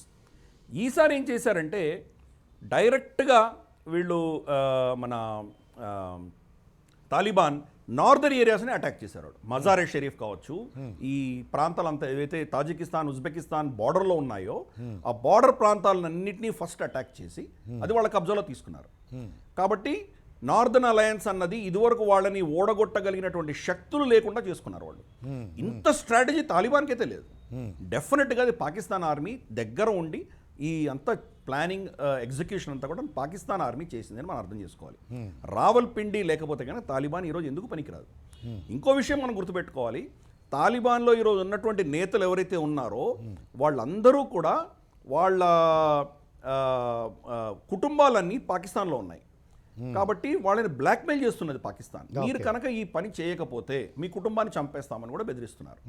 కాబట్టి తాలిబాన్ నిజంగా senior government officials of Afghan government, terrorist organisation Sridhar గారు, senior government officials of Afghan government, వాళ్ళ ఫ్యామిలీస్ ఏమండి, families of the senior government officials of Afghanistan వాళ్ళు గవర్నమెంట్. కాదు తాలిబాన్ ఓకే కాదు, తాలిబాన్ సైనికుల యొక్క కుటుంబాలు పాకిస్తాన్లో ఉన్నాయి. వాళ్ళని పావులుగా వాడుకుని వాళ్ళని బ్లాక్మెయిల్ చేస్తున్నారు. పాకిస్తాన్ చెప్పినట్టు వాళ్ళు వినకపోతే ఇక్కడ వాళ్ళ కుటుంబాలను చంపేస్తున్నారు వాళ్ళు. కాబట్టి తాలిబాన్ అన్నది పాకిస్తాన్ యొక్క ఆర్మీ యొక్క ఎక్స్టెన్షన్ మాత్రమే అని అర్థం చేసుకోవాలి. తాలిబాన్ అన్నది పాకిస్తానే, దానికి దీనికి ఏం తేడా లేదు. అది ఫస్ట్ మనం అర్థం చేసుకోవాలి. అమెరికా ఓడిపోయింది అంటే అది సరే అందరు తెలిసిన విషయమే. అమెరికా చాలా ఘోరంగా ఓడిపోయింది. అది ఎంత పరాభవం చెందాలో అంత పరాభవం చెంది వాళ్ళు ఓడిపోయారు. వియత్నాం. దానికి కారణం ఏంటంటే ఏదో ఇప్పుడు బైడెన్ని తిడుతున్నాం, సరే బైడెన్ని తిడుతున్నాము మనము, బైడెన్ ప్రేమికులు ఎవరైతే ఉన్నారో వాళ్ళు ట్రంప్ని తిడతారు. వీళ్ళిద్దరు కూడా కాదు, యాక్చువల్గా అది బుష్ కాలం నుంచే మొదలైంది. అది నిజంగా మనం చూస్తే ఆఫ్ఘనిస్తాన్లో మీరు తాలిబాన్ ఆల్ఖైదా మీద మీరు యుద్ధం చేస్తూ ఒసామా బిన్ లాదెన్ పట్టుకోవడానికి వెళ్ళి సడన్గా మీరు ఇరాక్ ఎందుకు వెళ్ళారు? మీరు ఇరాక్లో మీకు ఏమున్నాయి? వెపన్స్ ఆఫ్ మాస్ డిస్ట్రక్షన్ అని చెప్పి మీరు సద్దాం హుసేన్ ఎందుకు కొట్టారు మీరు వెళ్ళి? మీకు తెలుసు మీ ఇంటెలిజెన్స్లో అక్కడేం వెపన్స్ ఆఫ్ మాస్ డిస్ట్రక్షన్ లేదని, అయినా మీరు అక్కడికి ఎందుకు వెళ్ళారు? అంటే ఇక్కడ మీరు చేస్తున్న ఎఫర్ట్స్ని డైవర్ట్ చేసి అక్కడికి వెళ్ళారు. అది మొదటి తప్పు. రెండవది, ఇన్ని సంవత్సరాలు 20 సంవత్సరాలు అమెరికా యుద్ధం చేసినా అసలైన శత్రువుతో యుద్ధం చేయలేదు వాళ్ళు. ఎప్పుడో 15 ఏళ్ల క్రితం కనుక వీళ్ళు దీని ఏమంటారంటే మన పాకిస్తాన్ మీద శాంక్షన్స్ వేసే ఉంటే ఈ పార్టీకి ఎప్పుడో వీళ్ళ కంట్రోల్లో వచ్చి ఉండేది. పాకిస్తాన్ మీద వీళ్ళు శాంక్షన్స్ వేయలేదు. పైపెచ్చు పాకిస్తాన్కి వీళ్ళు ధనం ఇస్తూ పోయారు. ఇన్ఫ్యాక్ట్ అంటే పోయిన సంవత్సరం అంటే 2019 అనుకుంటాను, జనవరి మొదటి రోజు ట్రంప్ గారు ఒక ట్వీట్ చేశారు. $33 బిలియన్ మేము పాకిస్తాన్కి ఇచ్చాము, బూడిదలో పోసిన పన్నీర్ అయింది, వాళ్ళు మాకు ఏమీ చేయలేదు, నో మోర్ అంటే మేము మళ్ళీ వాళ్ళకి పైసలు ఇవ్వబోము అని చెప్పడం జరిగింది.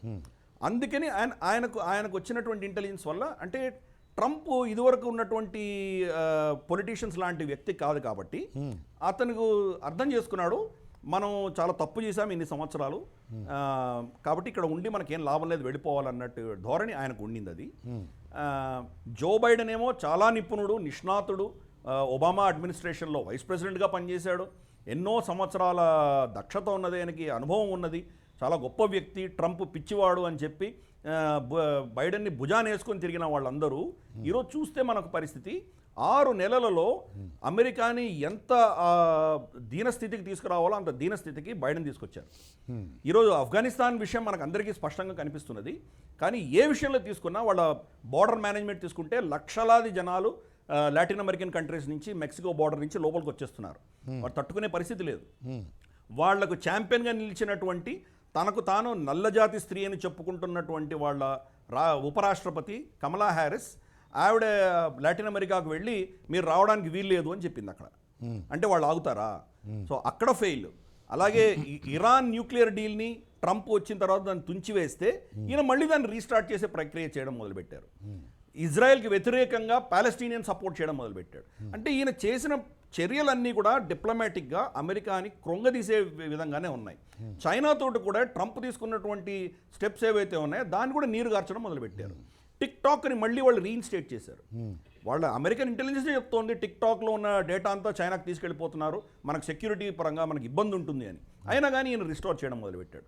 సో బైడెన్ అడ్మినిస్ట్రేషన్ అన్నది అమెరికాకే కాదు యావత్ ప్రపంచానికి కూడా అదొక పెద్ద ఫెయిల్యూర్ అని మనం అర్థం చేసుకోవాలి. ఇక్కడ వాళ్ళ ఇంటెలిజెన్స్ ఫెయిల్యూర్ కాదా అన్నది వేరే విషయం. ఇన్ఫ్యాక్ట్ దోహాలో తాలిబాన్తో వీళ్ళు చర్చలు చేసింది ఒక్కటే అంశం, మేము మా సైన్యాన్ని వెనక్కు తీసుకొని వెళ్తున్నప్పుడు మీ తాలిబాన్ ఫైటర్లు మమ్మల్ని మీరు అటాక్ చేయొద్దండి, మమ్మల్ని సేఫ్గా మా సైనికులను వెనక్కి వెళ్ళిపోయేలాగా మీరు సహకరించండి. అదొక్కటే వాళ్ళకి డిమాండ్, ఇంకేమీ లేదు. మిగతాదంతా బయట చెప్పడానికి ఏదో చెప్పారు, డైలాగ్స్ ఉండాలి, కన్సెన్సస్ మీద గవర్నమెంట్ ఫామ్ చేయాలి, ఇవన్నీ పనికిమాలిన స్టేట్మెంట్స్ ఇవన్నీ. నిజంగా జరిగింది ఇది ఒకటే చర్చ. జల్మే ఖలీల్జాద్ అన్న వ్యక్తి ఇన్ఫ్యాక్ట్ ఆఫ్ఘనిస్తాన్లో అతనికి ఎవరు ఆఫ్ఘనిస్తాన్ ప్రజలు ఎవరు కూడా అతనంటే గౌరవించరు. జల్మే ఖలీల్జాద్ అమెరికన్ రిప్రజెంటేటివ్గా దోహాలో ఆయన చేయడం జరిగింది, ఈ నెగోసియేషన్స్ చేయడం జరిగింది. సో ఆయన ఎవరైతే ఈ నెగోసియేషన్స్లో ఆయన చేసుకున్న నిర్ణయం బట్టి మీరు చూస్తే ఇప్పుడు పరిణామం, నిన్న తాలిబాన్ కాబూల్లోకి వచ్చిన తర్వాత వాళ్ళ డిఫెన్స్ స్పోక్స్ పర్సన్ ఎవరైతే ఉన్నారో అతను ఇచ్చిన స్టేట్మెంట్ ఏంటంటే, అమెరికన్ ఎంబసీ మీద కాల్పులు జరపనందుకు మేము తాలిబాన్కి కృతజ్ఞతలు చెప్పుకుంటున్నాము అంటున్నారు. అంటే ప్రపంచంలో అగ్రదేశమైన అన్నిటికంటే మోస్ట్ పవర్ఫుల్ అయిన దేశము ఒక టెర్రరిస్ట్ ఆర్గనైజేషన్ ముందర మీరు దాసోహం అన్నారంటే మీరు ఎంత దౌర్భాగ్యపు పరిస్థితిలో ఉన్నారో మీరు అర్థం చేసుకోవాలి. ఇది అమెరికా యొక్క నైజం. అది ఏ దేశంలో వెళ్ళినా కానీ వాళ్ళు ఆ దేశాన్ని ధ్వంసం చేసి వచ్చారు, నష్టం చేసి వచ్చారు. బైడెన్ ఇచ్చిన స్టేట్మెంట్ ఏంటంటే, we have not gone there to nation building, రాష్ట్రాన్ని తయారు చేయడానికి మేము వెళ్ళలేదు అన్నాడు. అంటే రాష్ట్రం తయారు చేయకపోతే రాష్ట్రాన్ని కూల్చడానికి వెళ్ళారా మీరు? కాదు కదా, అందులో కొంత గిరిధర్ గారు అందులో కొంత నిజం ఉన్నట్లుంది. కాదు అందులో కొంత నిజం ఉన్నట్లుంది. వాళ్ళ సింగిల్ పాయింట్ ఎజెండా అనేటువంటిది ఒసామా బిన్ లాడెన్ని ఇది చేయడం, డిసిమేట్ చేయడం మాత్రమే. నేషన్ బిల్డింగు లేదా తాలిబాన్లని లేదా ఆఫ్ఘనిస్తాన్ పునర్నిర్మాణము ఈ వీటిల్లో ఏది వాటికి ఎక్కడ వాళ్ళకేం ఆసక్తి లేదు వాళ్ళకి. సో ఆ రకంగా నిజమే చెప్పారు కృష్ణమోహన్ గారు సార్. అదే కనుక వాళ్ళ నిజమైన టార్గెట్ అయితే 10 ఏళ్ళు ఏం చేశారు వాళ్ళు? అది కూడా 2011లో ఒసామా బిన్ లాదెన్ని చంపేశారు. 10 ఏళ్ళు ఏం చేశారు? మరి దానికేం సమాధానం ఇస్తారు? సో అది కాదు, వాళ్ళు అక్కడ వెళ్ళింది ఎందుకు అంటే కనుక వాళ్ళ దీనేమంటారంటే డిఫెన్స్ ఇండస్ట్రీ యొక్క లాబీ వల్ల వెళ్ళారు. వాళ్ళకి లేటెస్ట్ ఎక్విప్మెంట్ అంతా అక్కడ డంప్ చేశారు. $2.3 ట్రిలియన్ ఈ ఆఫ్ఘాన్ యుద్ధంలో వాళ్ళు ఖర్చు పెట్టారు. అవును, $2.3 ట్రిలియన్. ఈ పైసలు ఎక్కడికి వెళ్ళాయి? ఆఫ్ఘనీలకు ఏమైనా వెళ్ళాయా? వాళ్ళకు మెతుకులు కూడా రాలేదు. భారతదేశం ఇచ్చిన $3 బిలియన్ ఏవైతే ఇన్ఫ్రాస్ట్రక్చర్ మనం కట్టించామో, సల్మా డ్యామ్ కావచ్చు, పార్లమెంట్ బిల్డింగ్ కావచ్చు, లైబ్రరీ కావచ్చు, స్కూల్స్, రోడ్స్ మనం ఏవైతే కట్టించామో, భారతదేశం ఏదైతే కట్టించిందో దాంట్లో 10వ వంతు కూడా అమెరికా కట్టించలేదు. పోనీ వాళ్ళ సైన్యాన్ని ఏమైనా ట్రైనింగ్ ఇచ్చారా? వాళ్ళ సైన్యం కూడా మన దెహ్రాదూన్ మన దీంట్లోనే ట్రైనింగ్ తీసుకుంటున్నారు. మరి ఈ $2.3 ట్రిలియన్ ఎక్కడ పోయినట్టు? వాళ్ళ ఇండస్ట్రీకి వెళ్ళింది, వాళ్ళ కాంట్రాక్టర్స్కి వెళ్ళింది. ఈ బాంబులు వేయడానికి ఖర్చులు, ఆ ట్యాంకులు తీసుకురావడానికి ఖర్చులు, హంవీలు కొనుక్కోవడానికి, వాళ్ళ టెంటులు, క్యాంపులు, ఏసీలు, వాళ్ళ విలాసాలు, వాళ్ళ స్విమ్మింగ్ పూళ్ళు, అక్కడ వాళ్ళకి కావాల్సిన వసతులు తయారు చేసుకోవడానికి అమెరికన్స్ వచ్చి ఖర్చు పెట్టిన బాగ్రామ్ ఎయిర్ బేస్ చూస్తే అది అసలు one of the biggest cities, ఒక ఊర్లోనో పెద్ద ఊరుగా తయారైంది. అది 5,000 మంది తాలిబాన్ సైనికులని, తాలిబాన్ టెర్రరిస్టులని వాళ్ళు జైల్లో లాక్ చేసి ఆఫ్ఘాన్ సైనికులకి వాళ్ళు కీస్ కూడా హ్యాండ్ ఓవర్ చేయకుండా రాత్రి పిరికి పందల్లాగా పారిపోయింది అమెరికా. ఆగస్ట్ 9వ తారీఖు రాత్రి వెళ్ళిపోయింది. వాళ్ళకు ఉన్నటువంటి హంవీసు వెహికల్స్ యొక్క తాళాలు కూడా ఆఫ్ఘనిస్తాన్ ప్రభుత్వానికి హ్యాండ్ ఓవర్ చేయకుండా తాళాలన్నీ తీసుకొని వెళ్ళిపోయారు వాళ్ళు. ఇది వాళ్ళ నైజం. ఆఫ్ఘాన్ ప్రజలకు కానీ ఆఫ్ఘాన్ ప్రభుత్వానికి కానీ వాళ్ళు ఏం చేశారు? వాళ్ళు దోహాలో వాళ్ళు ఉన్నటువంటి ఒప్పందం ప్రకారం అష్రఫ్ ఘనీ మీద ఒత్తిడి తీసుకొచ్చి 5,000 మంది తాలిబాన్లను, కట్టర్ తాలిబాన్ అల్ఖైదా టెర్రరిస్టులను విడుదల చేయించారు. విడుదల చేశారు కాబట్టి ఇప్పుడు వాళ్ళు ఈ 80,000-85,000 మంది ఎంతమంది ఉన్నారో వాళ్ళలో బాగా ఎక్స్పీరియన్స్డ్ ఉన్నటువంటి కట్టర్ ఫైటర్స్ ఎవరైతే ఉన్నారో వాళ్ళందరూ మళ్ళీ తాలిబాన్ క్యాడర్లో వచ్చి చేరారు వాళ్ళు. దీనికి ఎవరు కారణం? కాబట్టి దీనికి అంతటికి కూడాను అమెరికా కారణము. అమెరికా అలా చేయడానికి కారణం పాకిస్తాన్ ఎప్పటి నుంచో 1947 నుంచి కూడా సోవియట్ యూనియన్కి వ్యతిరేకంగా, కమ్యూనిజంకి వ్యతిరేకంగా మేము అండగా ఉంటాము, మీ అలైగా ఉంటాము అని వాళ్ళు పొజిషన్ చేసుకున్నారు.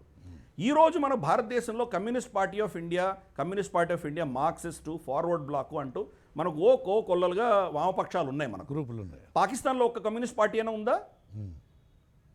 అప్పుడు పార్టిషన్ అయినప్పుడు అక్కడ కూడా కమ్యూనిస్ట్ పార్టీ ఉండింది, కమ్యూనిస్ట్ పార్టీ ఆఫ్ పాకిస్తాన్ ఉండింది కొంతకాలం. కానీ నిర్దాక్షిణ్యంగా వాళ్ళని చంపేయడమో లేదా వాళ్ళని అక్కడి నుంచి దేశం నుంచి బహిష్కరించడమో చేసి కమ్యూనిజంకి వ్యతిరేకంగా మీ అండగా మేము ఉంటున్నామని చెప్పారు కాబట్టి అమెరికన్ ఎస్టాబ్లిష్మెంట్లో పాకిస్తాన్ పట్ల ఒక సాఫ్ట్ కార్నర్ అన్నది ఉన్నది. వాళ్ళ థింక్ ట్యాంక్స్ అన్నీ కూడాను పాకిస్తాన్ కబ్జాలో ఉన్నాయి. ఇన్ఫ్యాక్ట్ పాకిస్తాన్ వ్యతిరేకంగా ఉన్నటువంటి స్కాలర్స్ ఎవరైనా ఉన్నారంటే వాళ్ళ అమెరికన్ గవర్నమెంట్ కాన్ఫరెన్సెస్లో వాళ్ళకి ఇన్విటేషన్ కూడా వెళ్ళదు. చిన్న దేశమైనా పాకిస్తాన్కి డిప్లొమాటిక్గా వాళ్ళ కెపాసిటీ కంటే ఎక్కువ వాళ్ళు కొట్టగలిగినటువంటి స్తోమత వాళ్ళకు ఉన్నది.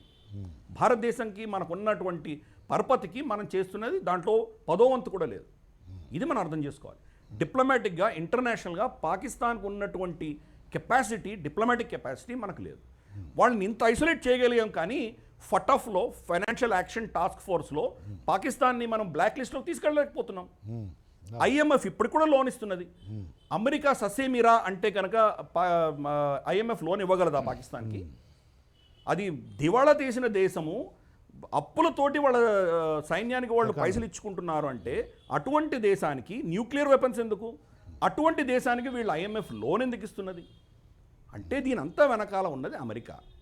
అమెరికా లేనిది పాకిస్తాన్ లేదు. కాబట్టి ఈరోజు చైనా వచ్చింది. చైనా అంత అమెరికా లాంటి దేశం కాదు. ఏదో ఈరోజు అమెరికా వెళ్ళిపోగానే చైనా చాలా బిలియన్స్ ఆఫ్ డాలర్స్ ఇచ్చేస్తుంది అనుకోవడానికి మూర్ఖత్వం, ఇదేం లేదు. ఆఫ్ఘనిస్తాన్లో వాళ్ళకి ఏమున్నది? ఆఫ్ఘనిస్తాన్లో పాపీ, మన ఓపియం కల్టివేషన్ తప్ప వాళ్ళకి అక్కడ ఏమైనా కార్లు తయారు చేస్తున్నారా, ఐఫోన్లు తయారు చేస్తున్నారా, ఇండస్ట్రీ ఉందా, టెక్నాలజీ ఉందా, ఏమున్నది అక్కడ?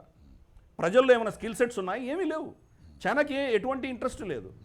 వాళ్ళకి కావాల్సిందల్లా ట్రాన్సిట్ రూట్ కావాలి. ఆఫ్ఘనిస్తాన్ నుంచి తాజికిస్తాన్, ఉజ్బెకిస్తాన్ వెళ్ళడానికి ట్రాన్సిట్ రూట్ కావాలి. Silk route. పాకిస్తాన్లో CPEC, China Pakistan economic corridor అని బార్డర్ నుంచి వాళ్ళు పాక్ ఆక్రమిత జమ్మూ కాశ్మీర్ మీదుగా వాళ్ళు మళ్ళీ చైనా ఆక్యుపైడ్ అక్సై చిన్ గుండా వాళ్ళు సామాన్ రవాణా చేసుకోవాలి. ఎప్పుడైనా భారతదేశంతో మన ముప్పు ఉంది అని వాళ్ళు భయపడుతున్నారు చైనా. ఎందుకు?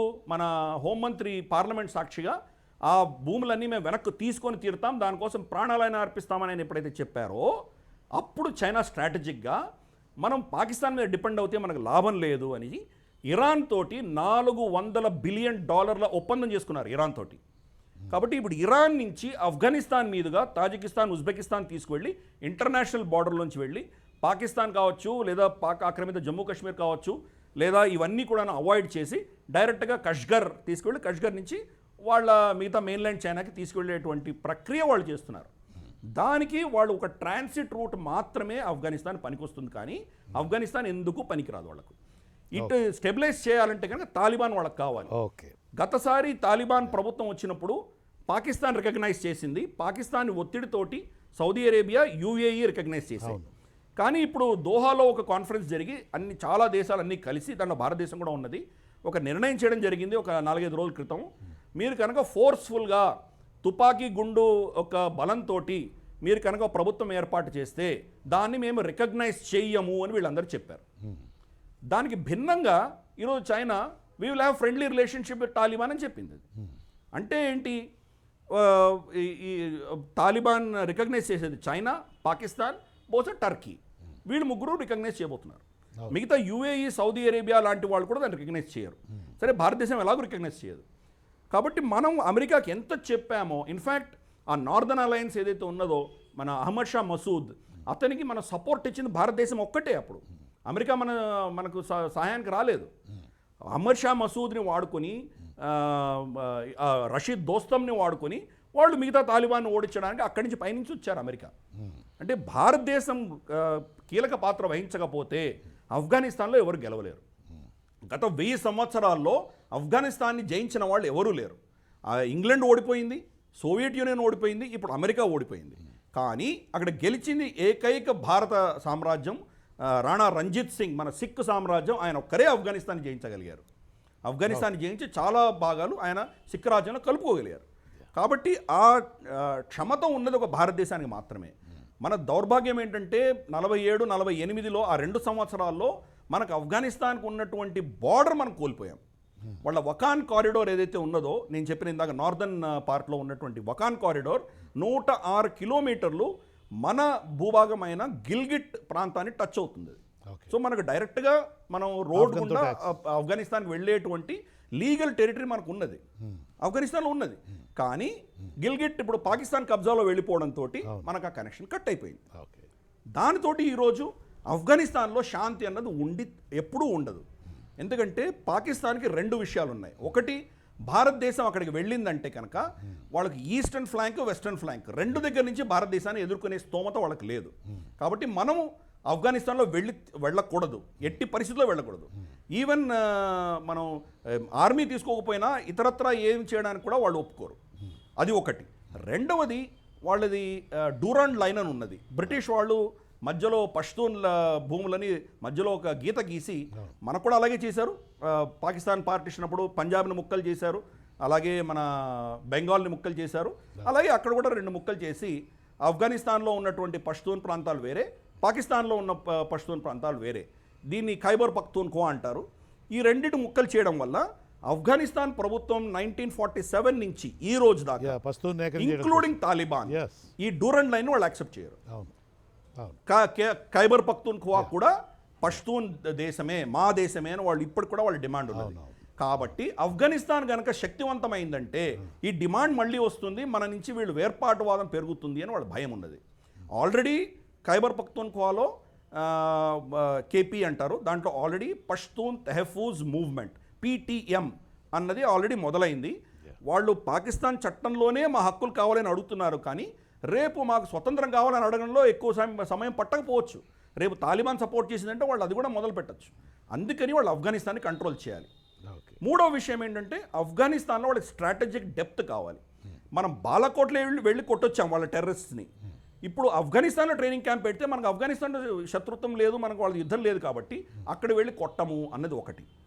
రెండవది, వాళ్ళ న్యూక్లియర్ అసెట్స్, న్యూక్లియర్ బాంబులు కావచ్చు, లేదా వాళ్ళ F-16s కావచ్చు, ఇవన్నీ కూడా భారతదేశంతో యుద్ధం వస్తే ముందు ఆఫ్ఘనిస్తాన్కి షిఫ్ట్ చేస్తారు.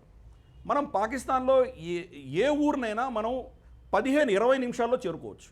మన రఫైల్స్ కావచ్చు, లేదా మన మిరాజులు కావచ్చు, సుకోయిల్ కావచ్చు, ఆ దేశం అంతా ఉన్నదే చాలా చిన్న దేశం, ఎక్కడైనా మనం వెళ్ళి కొట్టిరాగలం. కాబట్టి వాళ్ళు ఆఫ్ఘనిస్తాన్లో షిఫ్ట్ చేస్తే కనుక ఒక 15 రోజుల కంటే ఎక్కువ యుద్ధం చేసేటువంటి స్తోమత పెంచుకోవడానికి చేశారు వాళ్ళు.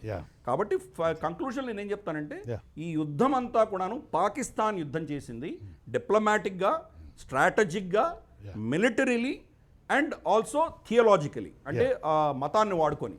అదే మతాన్ని వాళ్ళు జింజియాంగ్ వచ్చేసరికి, యూగర్లు వచ్చేసరికి చైనా చెప్పింది మేము నమ్ముతున్నామని ఇమ్రాన్ ఖాన్ చెప్పడము, అలాగే తాలిబాన్ దాని గురించి మేము పట్టించుకోమని చెప్పి చైనాలో వెళ్ళి వాళ్ళకి అష్యూరెన్స్ ఇచ్చి రావడము.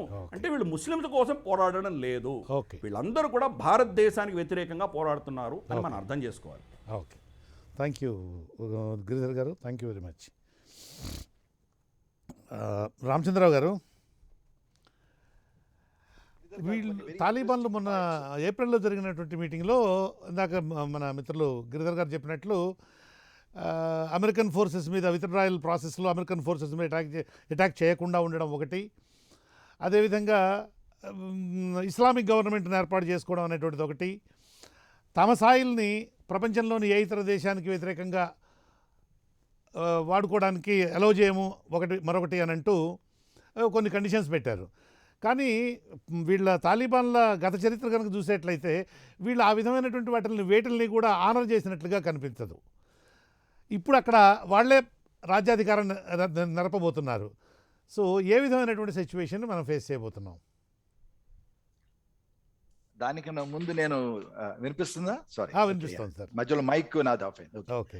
గిరిధర్ గారు, మనం ఉన్నప్పుడు డిస్కషన్ అన్నప్పుడు సార్ ఆయన ఎంత నాకు మంచి స్నేహితుడు అంటే, కొంచెం డిఫరెన్స్ ఉంటే గానీ డిస్కషన్ లో మజా రాదు, రైట్? ఎందుకంటే ఆయన రామచంద్ర గారు ఒక్క నిమిషం రామచంద్ర గారు, గిరిధర్ గారు, నేను రామచంద్రరావు గారు అయిపోగానే గిరిధర్ గారు, శెట్టి గారు, major Shetty, I'm going to come back to you once I'm done with major Ramachandrarao గారు. Please go ahead sir. Ramachandrarao గారు, ఓకే. ఇప్పుడు ఎందుకంటే నేను 40 సంవత్సరాలు ఆర్మీ చేశాక గబుక్కున ఒక్కో స్టేట్మెంట్ వినే వాళ్ళకి ఏమన్నా మరో ఆలోచన రావచ్చు. ఎందుకంటే పాకిస్తాన్ని కొంచెం గ్లోరిఫై చేశారు. కార్గిల్లో ఎంత అద్భుతంగా చేశారనేసి వినే వాళ్ళందరికీ నేను ఒకటి సంగతి చెప్పాలి. ఇనిషియేటివ్ ఎప్పుడైనా సరే ఎవరి దగ్గర ఉంటుంది? అటాకర్ దగ్గర ఉంటుంది. అటాక్ చేసే వాడి దగ్గర ఇనిషియేటివ్ ఉంటుంది. అవును ఎందుకంటే ఆడు ముందు నుంచి ప్లాన్ చేసుకుంటాడు. అవును కానీ మన భారతదేశం ఎందుకంటే పాకిస్తాన్కి ఆ విషయంలో నేను తప్పు పట్టలేదు, కానీ దాన్ని ఒక విధంగా అండర్స్టాండ్ చేసుకునే వాళ్ళు ఏంటి ఇండియన్స్ మనం అంత ఇది కాదా అన్నట్టుగా ఒక్కోసారి ఆ ఊహ రావచ్చు, రైట్? ఇప్పుడు లైక్ ఫర్ ఎగ్జాంపుల్ మనం బంగ్లాదేశ్లోకి వెళ్ళాం, పూర్తిగా ప్లాన్ చేసుకుని ఇనిషియేటివ్తో మనం వెళ్ళాం, మనం సక్సెస్ చేయగలిగాం. సో ఫస్ట్ థింగ్ ఏంటంటే మనం ఎక్కడైతే మనం కొట్టాలనుకుంటామో, ఎవరైతే కొట్టాలనుకుంటారో, అటాక్ చేయాలనుకుంటారో అతను టైం ఉంటుంది, ప్లాన్ చేసుకోవచ్చు, సర్ప్రైజ్ ఇవ్వచ్చు. ఆఫ్టర్ ఆల్ ఇప్పుడు సర్జికల్ స్ట్రైక్ అయింది, సర్జికల్ స్ట్రైక్ లో జరుగుతుందని అతనికి తెలియదు కదా. సో బేసికలీ ఏంటంటే పాకిస్తాన్ అయినా ఏ దేశం అయినా సరే యుద్ధరీత్యా నేను మాట్లాడేది ఏంటంటే ఎవరైతే అటాక్ చేయాలనుకుంటారో ముందు వాళ్ళ దగ్గర మాక్సిమం సర్ప్రైజ్ ఎంతమంది వస్తున్నారో సర్ప్రైజ్ పెట్టవచ్చు, ఎక్కడ అటాక్ చేస్తున్నారో సర్ప్రైజ్ పెట్టవచ్చు, ఏ టైంలో అటాక్ చేస్తున్నారో సర్ప్రైజ్ పెట్టవచ్చు, ఏ రకమైన ఆయుధాలు వాడుతున్నారో సర్ప్రైజ్ చూడొచ్చు. సో వినేవాళ్ళు ఏంటంటే గబుక్కుని పాకిస్తాన్ కార్గిల్లో సర్ప్రైజ్ చేయగలిగారు, మనం చేయగలిగాం. మనం ఏంటంటే బేసికలీ శాంతియుతంగా ఒకళ్ళ మీద అటాక్ చేయకూడదు, మనది బేసికలీ డిఫెన్సివ్ పోస్చర్ కింద పీస్ఫుల్ గా ఉందాం. ఆ ఫారెన్ పాలసీ రీత్యా మనం కొన్ని విషయాల్లో యాక్టివ్ కనిపించదు. అది మారుస్తానికే ఇప్పుడు మోడీ గారు ఆ రీసెంట్ సర్జికల్ స్ట్రైక్ జరిగిన కారణం కూడా అదే. ఎందుకంటే ఒక ప్యాసివ్ మైండెడ్నెస్ వచ్చేసింది మన దేశంలో, రైట్? గాంధీ గారిని విని ఒక చంప మీద కొడితే రెండో చంప నేను అదే మాట అనబోతున్నాను రామచంద్రరావు గారు, నేను అదే మాట అనబోతుంటే నా మాట మీరు లాగేసుకున్నారు. అంటే ఈ విధమైనటువంటి విధానం అనేటువంటిది దేశానికి లాంగ్ టర్మ్లో ప్రమాదకరంగా ఉంటుంది కదా, ప్రొయాక్టివ్గా రెస్పాండ్ అయ్యేట్లుండాలి కదా. ఖచ్చితంగానండి, ఎందుకంటే ఆర్మ్ ఫోర్సెస్ ఎప్పుడు మేము అనుకునేవాళ్ళు ఏంటి ఆ చేతులు కట్టేసి యుద్ధం చేయమంటున్నారు, బోల్డ్ ప్లేస్లు అంటుండేవాళ్ళం, రైట్? ఈవెన్ కార్గిల్ ఓకే మన ఇంటర్నేషనల్ బార్డర్ దాటం, ఎందుకంటే ఓకే వరల్డ్ ఒపీనియన్ ఏమవుతుంది ఏమనుకుంటారు. కానీ ఒక స్టేజ్ వచ్చాక పాకిస్తాన్, ఇప్పుడు గిరిధర్ గారు అన్న మాటలో అందుకే అంటాను డిస్కషన్ లో మంచి మంచి ఇష్యూస్ వస్తుంటాయి.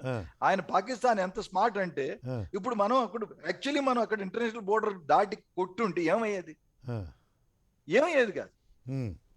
ఒకవేళ మనం ఎయిర్ ఫోర్స్ మనం తీసుకెళ్ళి ముందు స్ట్రైక్ చేసాం అనుకోండి, ఫుల్ వార్ అవుతుంది. ఫుల్ వార్ అతను మాత్రం ఎఫర్ట్ చేయగలడా పాకిస్తాన్? రైట్, ఓకే, అది ఒక జస్ట్ స్మాల్ డీవియేషన్ గిరిధర్ గారు, రైట్. రెండోది ఇప్పుడు అమెరికా చైనాది, ఇప్పుడు పాకిస్తాన్ చేస్తుంది ఏంటి? ఏ దేశమైనా సరే మనకి చాణక్యుడు చెప్పిన ఇదే, స్వలాభం కోసం మనం, గిరిధర్ గారు ఏదో చెప్తున్నారు, వాయిస్ రావట్లేదు. గిరిధర్ గారు ఆడియో ఇవ్వండి. మీ గిరిధర్ గారి వాయిస్ రా, okay don't worry, me voice రాలేదు అందుకంటే. అంటే రామచంద్రరావు గారు చెప్పినా నేను ఏకీభవిస్తున్నాను. నేనేమంటున్నానంటే వాళ్ళు పాకిస్తాన్ వాళ్ళ స్ట్రాటజిక్ ప్లానింగ్ అన్నది చాలా అద్భుతంగా చేయగలరు. ఇనీషియల్గా కార్గిల్లో ఎలాగ చేశారో అలాగే ఆఫ్ఘనిస్తాన్లో కూడా చేశారు. కానీ పాకిస్తాన్ ఆర్మీకి లాంగ్ టర్మ్ స్ట్రాటజీ లేదు, వాళ్ళకు షార్ట్ టర్మ్ గెయిన్స్లోనే వాళ్ళు గెలుస్తున్నారు. వాళ్ళు లాంగ్ టర్మ్ వచ్చేసరికి మనకు భారతదేశం యొక్క లాంగ్ టర్మ్ స్ట్రాటజీ మనది చాలా పటిష్టంగా ఉంది. కాబట్టి మనం కార్గిల్లో వాళ్ళని ఓడించగలిగాము, అలాగే ఆఫ్ఘనిస్తాన్లో కూడా లాంగ్ టర్మ్లో వాళ్ళని ఓడిస్తాం, షార్ట్ టర్మ్లో మాత్రం పాకిస్తాన్ గెలుస్తుంది. అది నా ఉద్దేశం. ఎక్సలెంట్. మీరు ఇప్పుడు ఆయన ఇందాక అన్నారే మీరు మూక బాత్ చీన్ లియా అనేసి, నా నోట్లో ఉన్న మాట మీరు తీసుకున్నారు ఇప్పుడు. Okay, good good.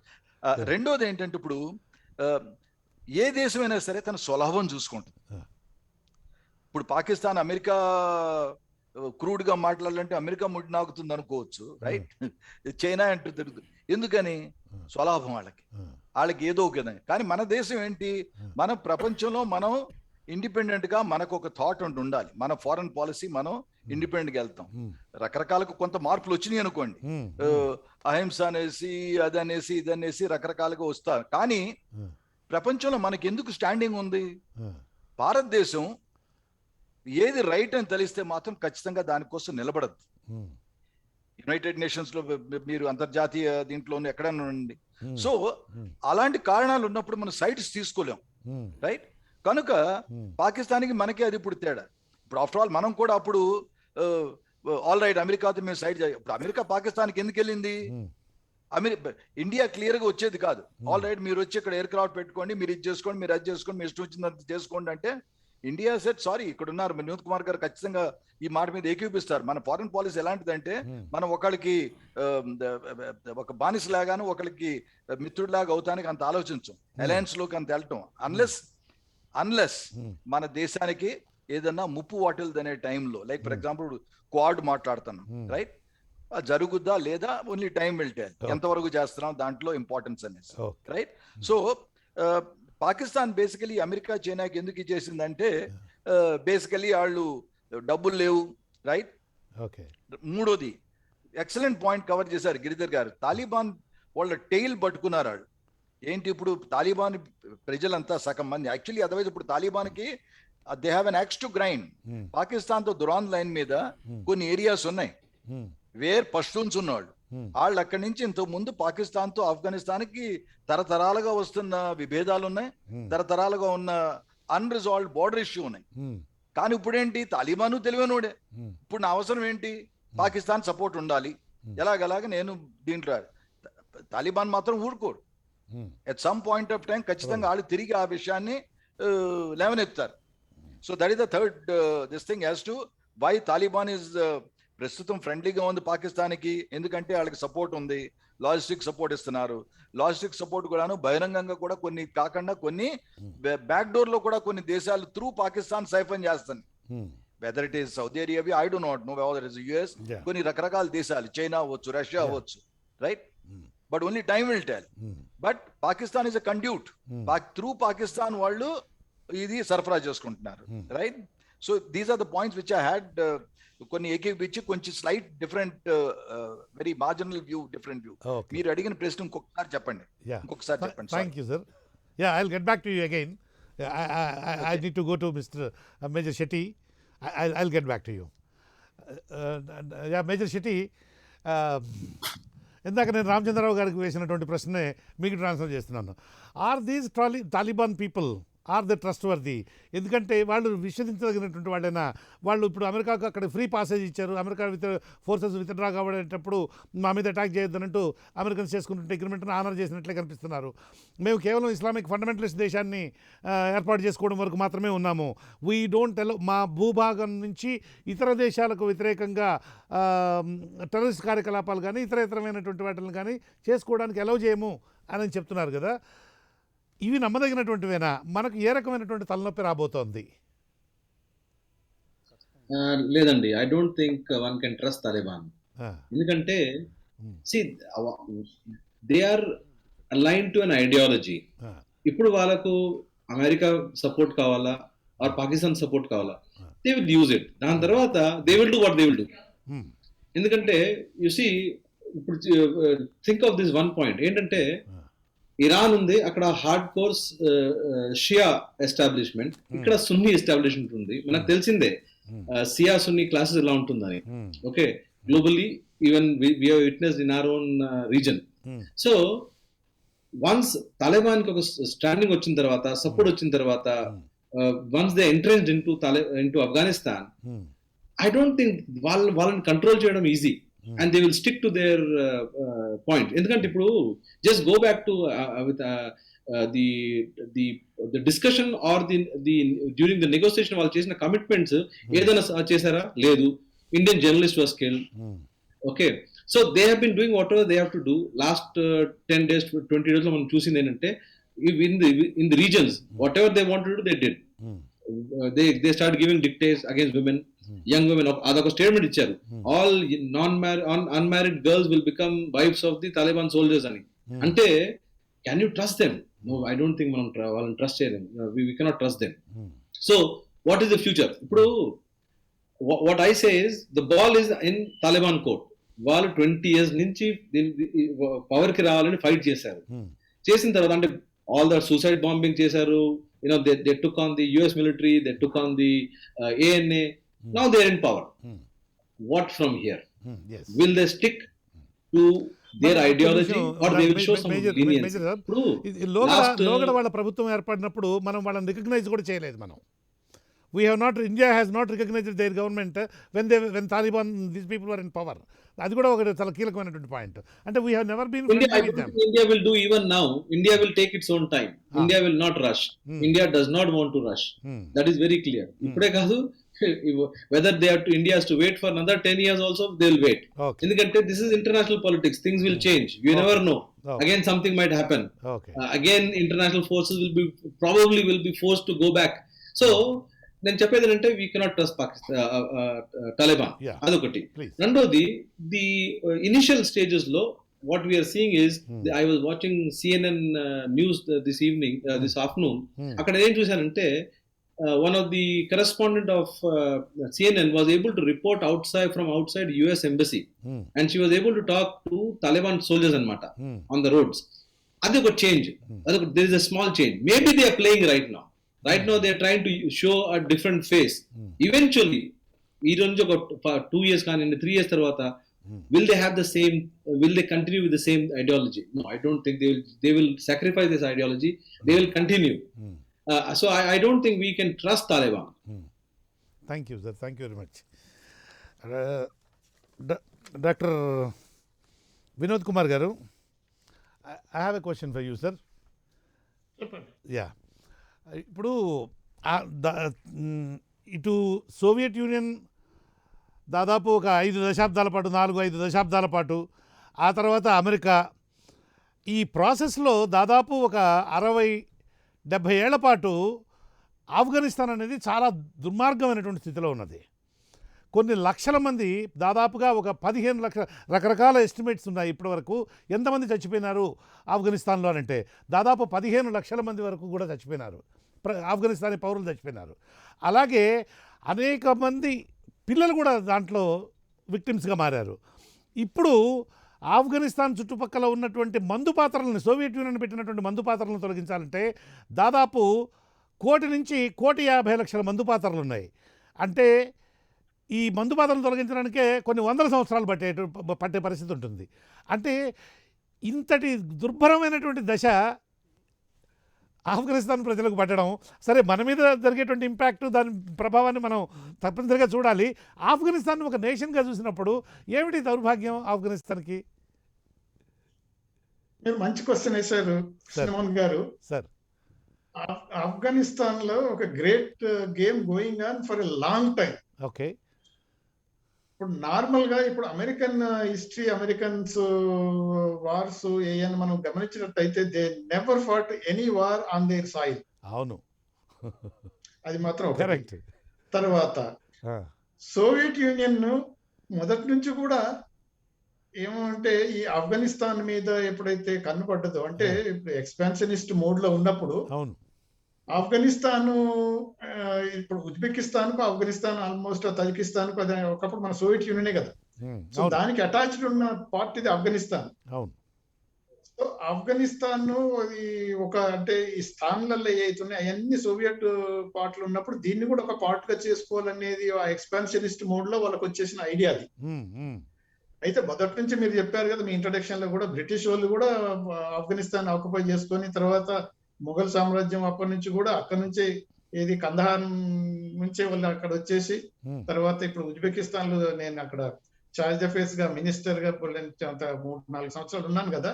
వాళ్ళ హిస్టరీని చూసినట్టయితే ఆఫ్ఘనిస్తాన్ కూడా part of that Soviet union కిందనే వాళ్ళు ఫీల్ అయ్యేంత ఉండేది. అంటే ఉజ్బెకిస్తాన్ సోవియట్ యూనియన్ కాబట్టి ఆటోమేటిక్ గా అది కూడా ఒక రష్యన్ పార్ట్ కాబట్టి ఇది కూడా మా పార్టీ అన్నట్టు ఉజ్బెకిస్తాన్ ప్రజలు కొంతవరకు ఆ బార్డర్లో క్లెయిమ్ చేయడం మొదలుపెట్టారు. అందుకనే ఇప్పుడు ఏమైందనంటే ఆఫ్ఘనిస్తాన్ సాయిల్ భూమిని సోవియట్ యూనియన్, అంటే ఇప్పుడు రష్యా అయినా, తర్వాత ఈ అమెరికన్స్ కూడా సోవియట్ ఇన్ఫ్లుయెన్స్ తగ్గించనీకి ఆఫ్ఘనిస్తాన్ భూభాగాన్ని ఉపయోగించుకొని వాళ్ళను తరిమి కొట్టాలనే ఉద్దేశంతో అక్కడ మొదలు పెట్టారు. తర్వాత అంతకన్నా ముందు కూడా హిస్టరీలో కూడా ఏది అక్బర్ కాంచి, బాబర్ కాంచి, అక్కడి నుంచి మొదలుపెట్టిన చెంగీజ్ ఖాన్, ఎవరు వచ్చినా గానీ ఆఫ్ఘనిస్తాన్ అనేది ఒక ఇంపార్టెంట్ పార్ట్ అయ్యి ఉండి అక్కడనే మాక్సిమం ఈ వార్స్ డిస్ట్రక్షన్ జరగటం మొదలైంది. అందుకనే మొత్తం ఆ ప్రజల్లో చూస్తాం కదా, వార్ లార్డ్స్ అనేది ఒక్కొక్క ఏరియాలో ఒక్కొక్క వార్ లార్డ్ గా డెవలప్ అయ్యి అతని కంట్రోల్లో ఉండేది. ఇప్పటిదాకా ఉన్నది.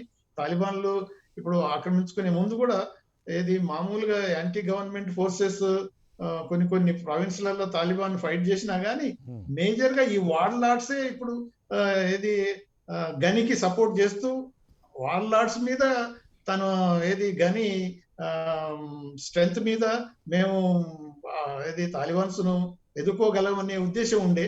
కాకపోతే ఇప్పుడు ఏంటంటే ఈ ఆఫ్ఘనిస్తాన్ మన తాలిబాన్స్ స్ట్రాటజీ మల్టీ ఫ్రాంక్ ఉండబట్టి ఏమైంది, ఒక్కొక్క వార్డ్ ను ఎలా అంటే లొంగ తీసుకోవాలి, 4 విధాల అంటే భయపెట్టి తీసుకోవటమా, ప్రలోభ పెట్టి తీసుకోవటమా, లేకపోతే ఇంకో మార్గాలు పెట్టి తీసుకోవటంలా.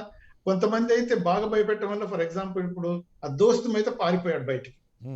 అంటే ఆ నూరు వాళ్ళు అంటే ఒక్కొక్క స్టేజ్ లో వీళ్ళకు ఎదురు తిరగలేని పరిస్థితులు వాళ్ళు కూడా పారిపోయారు అని. అంటే ఈ కల్చర్ వాళ్ళ దగ్గర ఎలా ఉన్నది అని అంటే ఈ వార్ లార్డ్స్ కంట్రోల్ చేయటం అనేది, అంటే ప్రొవిన్షియల్ సిస్టమ్ గా కంట్రోల్ చేయటం అనేది, తర్వాత మేజర్ పవర్స్ ఆ ఏరియాను కంట్రోల్ లో తీసుకోవాలనేది ఫ్రమ్ ద బిగినింగ్ ఉన్నది. కాబట్టి నేచురల్ గా ఈ ఆఫ్ఘన్ ప్రజలకు అటువంటి అంటే అన్ఫార్చునేట్ సిచ్యువేషన్స్ ఫేస్ చేసుకోవాల్సి వచ్చింది. కానీ ఇప్పుడు రీసెంట్ హిస్టరీలో చూస్తే మాత్రం మేజర్ ఫ్యాక్టర్ మన గిరి గారు అన్నారు కదా, ఇప్పుడు ఏది పాకిస్తాన్ సెల్ఫ్ ఇంట్రెస్ట్ ఆఫ్ఘనిస్తాన్ ఉపయోగించుకోవాలి అనేది ఏదైతే ఉన్నదో దాని వల్ల డిస్ట్రక్షన్ ఎక్కువ స్టార్ట్ అయింది. యాక్చువల్ గా ఐఎస్ఐ కనుక ఈ సిఐఏ తోని కొలాబరేట్ అయ్యి హెల్ప్ చేయకపోతే ఈ తాలిబాన్ పుట్టుకొచ్చేది కాదు. ఇంత అంటే ఏది వైలెంట్ మూవ్మెంట్ కూడా, ఫండమెంటలిస్ట్ మూవ్మెంట్ కూడా తయారయ్యేది కాదు. అమెరికన్స్ ఒక విధమైన అంటే మనం అంటే డిప్లొమసీలో మనం మాట్లాడుతుంటాం కదా, వాళ్ళ ఇంట్రెస్ట్ అప్పటికప్పుడు ఆలోచించుకోవటం ఎక్కువైపోయింది ఈ మధ్య. ఒకప్పుడు సెకండ్ వరల్డ్ వార్ చూసినప్పుడు అయితే వాళ్ళు ఫైట్ చేశారు, కానీ అప్పుడు ఆ కంట్రీస్ ను అమెరికన్ ఎయిడ్ కనుక లేకపోతే, ఆ స్ట్రాటజీ లేకపోతే జపాన్, జర్మనీ అంత డెవలప్ అయ్యేదే కాదు. నేను వినోద్ కుమార్ గారు, sorry for the interruption. Vinod Kumar గారు, ఆ క్వశ్చన్ నుంచి నేను ఒక సింపుల్ క్వశ్చన్ దలుచుకున్నాను. ఆఫ్ఘనిస్తాన్లో ఇప్పుడు తాలిబాన్లు రావడం వల్ల మనకు ఇండియాలో ఏమైనా ఉగ్రవాద దాడులు జరగడం, టెర్రరిస్ట్ అటాక్స్ జరగడం, ఇవి పెచ్చు పెరిగేటువంటి ప్రమాదాలు ఏమైనా ఉన్నాయా? ఇది సహజంగా ప్రతి వాళ్ళను, ఎందుకంటే అక్కడ ఉండేటువంటిది అది ఇస్లామిక్ స్టేటు. ఇస్లామిక్ స్టేట్స్ ద్వారా ఎలాంటి న్యూసెన్స్ని ఆల్రెడీ ఇండియా మనం ఫేస్ చేస్తున్నామో మనకందరికీ తెలుసు. ఇప్పుడు అక్కడ తాలిబాన్లు రావడం వల్ల తాలిబాన్ల గురించి మన అందరికీ ప్రజలకు కూడా అవగాహన ఉంది, అందరికీ ప్రత్యేకంగా చెప్పుకోవాల్సిన అవసరం లేదు. సో మన మీద అంటే ఇండియా మీద ఇవి ఏమైనా టెర్రరిస్ట్ అటాక్స్ జరిగేటువంటి, అవి పెరిగేటువంటి, లేదా ఇప్పుడు నరేంద్ర మోడీ వచ్చిన తర్వాత చాలా వరకు ఇటువంటివన్నీ కూడా తగ్గిపోయాయి. అయితే ఇప్పుడు పెచ్చు పెరిగేటువంటి ప్రమాదం ఏమైనా ఉందా? దీనికే కన్ఫర్మ్ ఉండండి సార్. కృష్ణమోహన్ గారు, అయితే మీరు వేసిన క్వశ్చన్ ఎగ్జాక్ట్ అప్రోప్రియేట్ గా ఉన్నది ఇప్పుడు. అయితే ఒక ప్లీజ్ కొద్దిగా ఎక్స్టెండ్ చేస్తాను. ఏంటంటే now is a reality, Afghanistan is now controlled by Taliban. Correct. After 20 years తర్వాత మళ్ళా తాలిబాన్స్ రీటేకెన్. దాని వల్ల ఫస్ట్ ఆఫ్ఘనిస్తాన్ కి ఎఫెక్ట్ ఏముంది, అక్కడ ప్రజలకు ఏమవుతుంది, తర్వాత ఇండియాకు ఏమవుతుంది, దాని తర్వాత వరల్డ్ ఓవర్ లో ఎలా చేంజెస్ వస్తాయి. గుడ్. అయితే మన కన్సర్న్ ఎక్కువ ఇండియా కాబట్టి I will give more time. తర్వాత ఆఫ్ఘనిస్తాన్ లో వారు అంతా చెప్పారు ఎలాంటి అంటే ఓల్డ్ సిస్టమ్ మొత్తం మళ్ళీ వచ్చేస్తుంది. సేమ్ అది హ్యూమన్ రైట్స్ ఉండదు, పర్టికులర్లీ ఉమెన్ అనేది, తర్వాత ఎడ్యుకేషన్ అనేది, కల్చర్ అనేది ఇవన్నీ నాశనం అయిపోతాయి. ఓన్లీ షరియట్ లా ప్రివైల్స్. ఇక అది ఇస్లామిక్ ఎమిరేట్స్ అని డిక్లేర్ చేశారు కాబట్టి అలా పోతుంది. దానివల్ల ఆఫ్ఘనిస్తాన్ ప్రజలు చాలా వరకు they will be the worst affected people because of Talibans Caesar of power.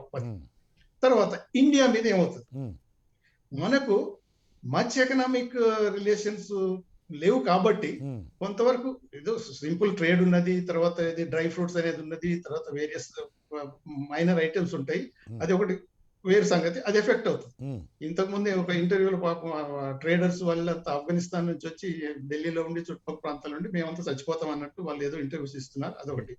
అది తర్వాత ఈ ఫిక్, ఈ సిఐఐ వాళ్ళంతా రిప్రజెంట్ చేశారు. ఏంటంటే కొంతమంది అక్కడ ఇన్వెస్ట్ చేశారు, దాని వల్ల డబ్బు ఎగిరిపోతుంది, అవన్నీ కవర్ లేదు, దాని వల్ల జాగ్రత్తగా ఉండాలని తెలుగు వాళ్ళు కూడా చాలా మంది ఉన్నారు.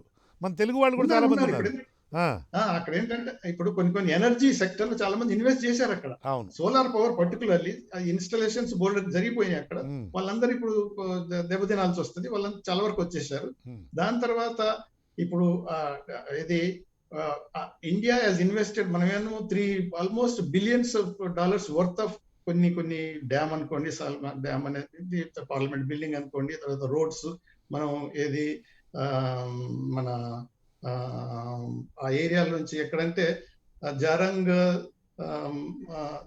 దెలారాం, ఆ ఏరియాలో పెద్ద రోడ్డు మనం అంత కన్స్ట్రక్ట్ చేసామంటే అటువంటి ఎన్నో చేశాం. స్కూల్స్, హాస్పిటల్కి సంబంధించి ఇవన్నీ చేశాం. ఇంత మనం ఇన్వెస్ట్ చేశాం కాబట్టి అట్లీస్ట్ కొంతవరకు అవన్నీ డిస్ట్రాయ్ కాకుండా వరకు చాలా వరకు మనం చూసుకోవాల్సి వస్తుంది. కాకపోతే ఆ తాలిబాన్ ఏది ఒక లీడర్ ఏమంటే ఆల్రెడీ ఇచ్చేసింది ఏంటంటే, మేము ఇండియాను అప్రిషియేట్ చేస్తాము, వాళ్ళు ఇన్వెస్ట్ చేసి ఇన్ఫ్రాస్ట్రక్చర్ తర్వాత సోషల్ యాక్టివిటీస్ మీరు చేశారు కాబట్టి అది వెల్కమ్. కాకపోతే మిలిటరీగా ఏమన్నా ఆలోచిస్తే, అంటే సప్లైస్ చేయాలనుకున్నా లేకపోతే ఇన్వాల్వ్ కావాలనుకున్నా ఇండియాకు చాలా మాత్రం దెబ్బ తగులుతుంది. అమెరికన్స్ తిన్నారు, రష్యన్స్ తిన్నారు. అది కూడా మళ్ళీ వాళ్ళకి ఓపెన్ బుక్ కదా, వాళ్ళు చదువుకొని ఉండాల్సి వస్తుందని అన్నారు. అదంటే ఇండైరెక్ట్ హెచ్చరిక అన్నట్టు అది. కాబట్టి మనం ఆశ చూసి ఆలోచించాల్సి వస్తుంది. కాకపోతే ఏంటంటే మన బ్యాక్గ్రౌండ్ నుంచి కూడా తాలిబాన్ నుంచి కాంటాక్ట్ కూడా డెవలప్ చేసిండ్రు మన వాళ్ళు, మినిస్ట్రీ ఆఫ్ ఎక్స్టర్నల్ అఫైర్స్ కూడా. కాకపోతే అంత డీప్ గా పోలేదు. ఎందుకు అంటే మన ఇప్పుడు ఫర్ ఎగ్జాంపుల్ ఇంటెలిజెన్స్ ఫెయిలియర్ మొదటి నుంచి ఎందుకంటున్నాండి, ఇప్పుడు 200 మంది మన ఇండియన్ ఎంబసీ స్టాఫ్ అండి, 100 మెంబర్స్ ఎంబసీలో ఉన్నారు, ప్లస్ 100 పీపుల్ సెక్యూరిటీ ఫోర్సెస్ ఉన్నారు, అనదర్ 200 అదర్ ఎక్స్పర్ట్స్ అంటున్నారు. ఈ మాత్రం మనం ఎవాక్యువేట్ చేసి ఇండియాకి తీసుకురావడం అనేది అట్టర్ ఫెయిల్యూర్. నేను అంబాసిడర్ అక్కడ ఉండేటైతే ఎప్పుడో సగం మందిని కాదు ఇంకెక్కువ మంది పంపించి నేను అక్కడ ఉండేవాడిని. ఆ మాత్రం స్టడీ చేయకపోతే what for they are. RAW ఉన్నారు మన పీపుల్, ఏం చేస్తున్నారు, గడ్డి తింటున్నారు వాళ్ళు. They have to study. ఆ మాత్రం చేయకుండా అదే అమెరికన్స్ ఫెయిల్ అయ్యారు లేకపోతే యూరోపియన్స్ ఫెయిల్ అయ్యారు, అది వేరే సంగతి. ఇప్పుడు మనకు ఎందుకంటే ఎంతో మనం ఇంటెలిజెన్స్ గ్యాదర్ చేస్తున్నాం అగైన్స్ట్ పాకిస్తాన్. ఆ పాకిస్తాన్ పార్ట్ ఆఫ్ ఇదే కదా. ఇక్కడ కూడా కొద్దిగా జాగ్రత్తగా ఉండి కేర్ఫుల్ గా ఉండుంటే ఈ రోజు ఎయిర్ ఇండియా వాళ్ళు ఏంటంటే ఎయిర్ ఫ్లైట్ మేము స్టార్ట్ చేస్తామన్నారు, లేట్ గా చేస్తామన్నారు. అక్కడ ఎయిర్ ఫ్లైట్స్ కాదు, ఎయిర్పోర్ట్ క్లోజ్ అయిపోయింది. చూస్తున్నారు కదా మనం అట ఎయిర్పోర్ట్ లో ఏంటి అది మనం బస్ స్టాండ్ కంటే గందరగోళంలో ఉండి ఆ ఏది ఏది ఆ టైర్స్ పట్టుకొని దాంట్లో ఫ్లైట్ లో పారిపోదాం అనేది ప్రజలు వాళ్ళ అంత, అంటే ఎటువంటి స్థితికి పరిస్థితులు దిగజారినాయి అంటే అలా అయిపోయింది. అంటే కొంతవరకు జాగ్రత్తగా కనుక ఉంటుంటే మన వీళ్ళ ఎవాక్యుయేషన్ కూడా సరిగా అయిపోయేది. అంటే మనకు ఎకనామిక్ ఇంట్రెస్ట్ ఒకటి, తర్వాత అసెట్స్ కాపాడుకోవడం ఒకటి, దాని తర్వాత పొలిటికల్ ఇంట్రెస్ట్. ఇది రీజన్ మనకు అమెరికా అంత దూరం ఉంది, సూపర్ పవర్ కావచ్చు. తర్వాత ఇప్పుడు రష్యా దగ్గరే ఉన్నది, రష్యన్ ఇంట్రెస్ట్ రష్యన్ ఎంబసీలో ఎవ్రీబడి సేఫ్. వాళ్ళు ఏమన్నా మేము ఒక్క మెంబర్ కూడా మేము ఖాళీ చేయము, తాలిబాన్స్ అష్యూర్డ్స్ అంటే మనకు సేఫ్ గా ఉంచుతామన్నారని వాళ్ళు పెట్టారు, వాళ్ళకి ప్రాబ్లం లేదు. దాని తర్వాత ఇప్పుడు చైనీస్ వాళ్ళ ఇంట్రెస్ట్ కూడా ప్రాబ్లం లేదు. కానీ మన ఇంట్రెస్ట్ కు మనం సరిగా గనక హ్యాండిల్ చేయకపోతే మనకు నష్టం జరుగుతుంది. అంటే అన్ని విధాలు మనకు సెట్ బ్యాక్ అని మనం గమనించి కేర్ఫుల్ గా ఫ్యూచర్ లో ఇప్పుడు వెయిట్ అండ్ సీల్ ఉండాలి. కానీ సడన్ గా మనం అయితే తాలిబాన్ అయితే గుర్తించలేము, అది కాని పని. చైనీస్ ఇచ్చినట్టు స్టేట్మెంట్ ఇవ్వలేము. కాకపోతే ఏంటంటే మన జాగ్రత్తలో మనం ఎక్కువ ఉండాల్సి వచ్చి ఉండేది, అది కొంతవరకు జరగలేదు. మన పర్సనల్ హెల్త్ అప్ అయినరు, వాళ్ళని కూడా సేఫ్ గా తీసుకురావాలి, ఇమ్మీడియట్ టాస్క్ అది. దాని తర్వాత ఫ్యూచర్ లో కొంతవరకు ఆచితూచి అడుగులు వేయటం మాత్రం మంచిది. ఇప్పుడు ఏదైతే చైనాకు పాకిస్తాన్ కు ఒక గెయిన్ ఎలా ఉన్నదో, మనకు ఏదైతే సెట్ బ్యాక్ ఉన్నదో అది వచ్చే ఫ్యూచర్ లో మనం సెట్ రైట్ చేసుకునే మాత్రం ప్రయత్నం చేయక తప్పదు. Okay, thank you sir, thank you Vinod Kumar గారు. గిరిధర్ గారు, we're running out of time. I just want you to very briefly, మీ చాలా బ్రీఫ్గా 1.5 minutesలో మనకున్నటువంటి సెక్యూరిటీ పరమైనటువంటి ఇబ్బందులు ఏమైనా ఉన్నాయా? అంటే మన దేశం మీద, అంటే ఆఫ్ఘనిస్తాన్లో వచ్చిన డెవలప్మెంట్స్ కారణంగా మన మీద శాంతి భద్రత, మన దేశంలో శాంతి భద్రత మీద ఏ విధమైన ప్రభావం చూపుతోంది అనేటువంటి మీద kindly we do not have much time, kindly speak very cryptic. Yeah, thank you sir. అంటే మనకు పోయినసారి తాలిబాన్ ప్రభుత్వంలో ఉన్నప్పుడు కూడా తాలిబాన్ భారతదేశం మీద ఎప్పుడు దాడి చేయలేదు, అక్కడి నుంచి మనుషులు పంపించలేదు.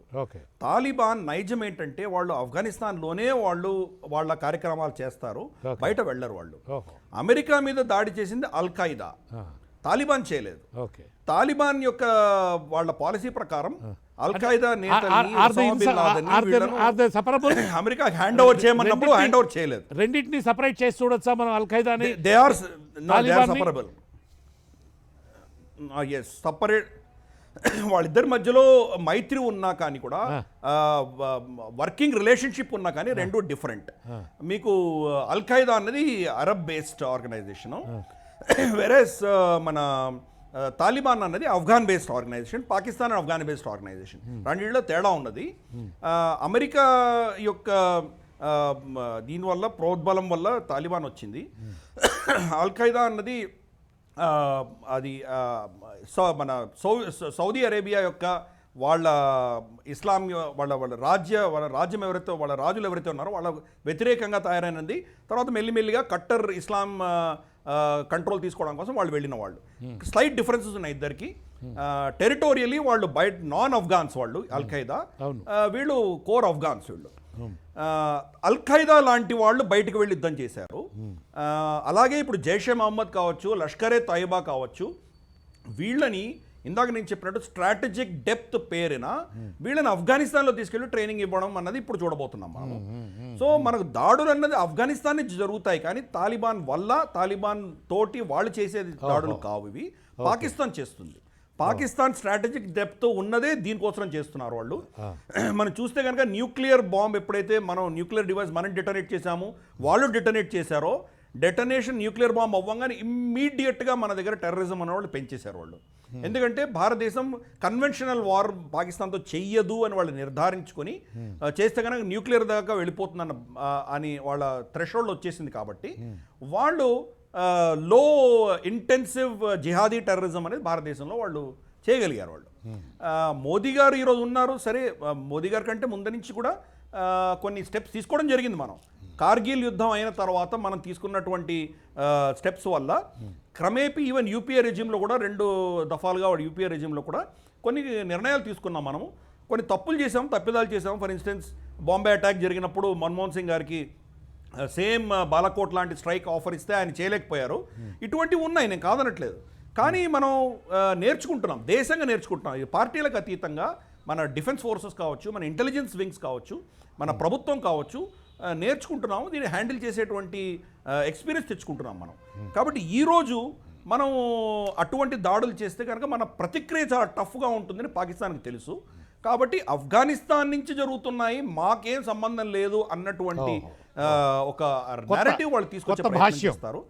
ఈ స్ట్రాటజిక్ డెప్త్ అనేది దానికోసం వాళ్ళకి కావాలి, కొత్త భాషను తీసుకొస్తారు. కానీ అల్టిమేట్గా అమెరికా లాంటి వాళ్ళు వీళ్ళకి ఫ్రీగా పైసలు ఇచ్చేవాళ్ళు ఈరోజు లేరు. చైనా అన్నది వాడు ఒక $1 ఇచ్చాడంటే $5 రక్తం తీసుకుంటాడు వాడు. కాబట్టి అల్టిమేట్గా పాకిస్తాన్ అంత సులువు కాదు, అమెరికాని డీల్ చేసినంత సులువుగా చైనాని డీల్ చేయలేదు. అది పైసలు లేకపోతే కనుక వీళ్ళని హ్యాండిల్ చేయలేరు. డ్రగ్ మనీ ఏదైతే ఉన్నదో అది వీళ్ళకి సరిపోదు. డ్రగ్స్, ఆఫ్ఘనిస్తాన్లో ఉన్న డ్రగ్ మనీ తోటి తాలిబాన్ వాళ్ళ ఖర్చులు అంతకంటే ఎక్కువ ఉన్నాయి. దాన్ని ఫండింగ్ చేస్తున్నది పాకిస్తాన్. పాకిస్తానే దివాళా ఎత్తిన దేశము. పాకిస్తాన్ గుండా చైనా ఫండింగ్ చేస్తున్నది. కాబట్టి ఇవన్నీ కూడాను చైనా కావచ్చు, పాకిస్తాన్ కావచ్చు, అక్కడ ఒక క్విక్ శాండ్ అంటాం కదా, మనం ఊబి అంటాం కదా, ఊబిలో దిగబోతున్నారు వాళ్ళు. ఇమ్మీడియట్గా కొన్ని వచ్చే సంవత్సరంలో చాలా అద్భుతంగా వాళ్ళు భారతదేశానికి వ్యతిరేకంగా చాలా కార్యకలాపాలు చేయొచ్చు వాళ్ళు. లాంగ్ టర్మ్లో మాత్రం డెఫినెట్గా వాళ్ళిద్దరూ కూడా అమెరికా ఎలాగైతే మునిగిపోయిందో వాళ్ళు కూడా మునిగేటువంటి అవకాశాలు ఉన్నాయి. ఇటువంటి పరిస్థితులలో భారతదేశం మాత్రం అంటనట్టుగా ఉంటే కనుక నష్టం మనకు ఉంటుంది. మనం కీలక పాత్ర వహించాలి, ప్రోయాక్టివ్గా ఉండాలి. మన డిఫెన్సివ్ మైండ్ సెట్ నుంచి మనము ప్రోయాక్టివ్ మైండ్ సెట్కి వెళ్ళాలి.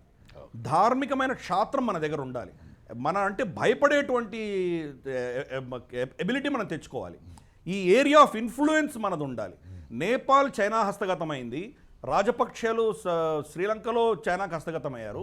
మన చుట్టుపక్కల ఉన్న దేశాలన్నీ చైనా కబళించుకుపోతుంటే మనం చూస్తూ ఊరుకోండరాదు. అలాగే మనం ఆఫ్ఘనిస్తాన్లో పాకిస్తాన్కి ఖర్చు, వాళ్ళ పెయిన్ ఇంక్రీజ్ చేయాలి. ఇప్పుడు ఫర్ ఇన్స్టెన్స్ మనకు సీజ్ ఫైర్ డిక్లేర్ చేశాము పాకిస్తాన్ తోటి, లైన్ ఆఫ్ కంట్రోల్ మీద మనం సీజ్ ఫైర్ ఉన్నది ఫిబ్రవరి నుంచి. కాబట్టి వాళ్ళకి ప్రెషర్ లేదు. భారతదేశం కనుక ఇప్పుడు మళ్ళీ సీజ్ ఫైర్ మనం ఉల్లంఘించి ఫైరింగ్ మళ్ళీ మొదలు పెట్టామంటే ఆఫ్ఘనిస్తాన్లో ఉన్న ఎఫర్ట్స్ అన్నీ వాళ్ళు మళ్ళీ భారతదేశం సైడ్ తిప్పుకోవాల్సి వస్తుంది వాళ్ళు. ఒకసారి ఎదిగని తిప్పారంటే వాళ్ళ దగ్గర మందుగుండు సామాను లేదు వాళ్ళ దగ్గర, ఫైర్ చేయడానికి వారం 10 రోజుల కంటే ఎక్కువ వాళ్ళ దగ్గర అమ్యునిషన్ లేదు. కాబట్టి వాళ్ళ కాస్ట్స్ ఇంక్రీజ్ చేయాలి, వాళ్ళకి పెయిన్ ఇంక్రీజ్ చేయాలి, అప్పుడే మనం సురక్షితంగా ప్రశాంతంగా ఉంటాము. మన నీతి అన్నది చాణక్యుడు చెప్పినటువంటి ఒక టఫ్ దేశంగా మనం ఏదో డిఫెన్సివ్ అన్నట్టు ఉండకూడదు. ఇన్ఫ్యాక్ట్ మన ఆ డిఫెన్స్ మినిస్ట్రీ పేరే మార్చి నేషనల్ సెక్యూరిటీ మినిస్ట్రీ అనేది డిఫెన్స్ కాదు, అది బాగుంది. డిఫెన్స్కి ఈ అర్థం కూడా ఉంది కదా. బాగుంది. Thank you very much Giridhar గారు, డాక్టర్ వినోద్ కుమార్ గారు, రామచంద్రరావు గారు, థ్యాంక్ యూ వెరీ మచ్ ఈ కార్యక్రమంలో పాల్గొన్నందుకు గాను. ఇది ఈరోజు స్ట్రైట్ టాక్ చర్చా కార్యక్రమం. చూస్తూనే ఉండండి ప్రైమ్ 9.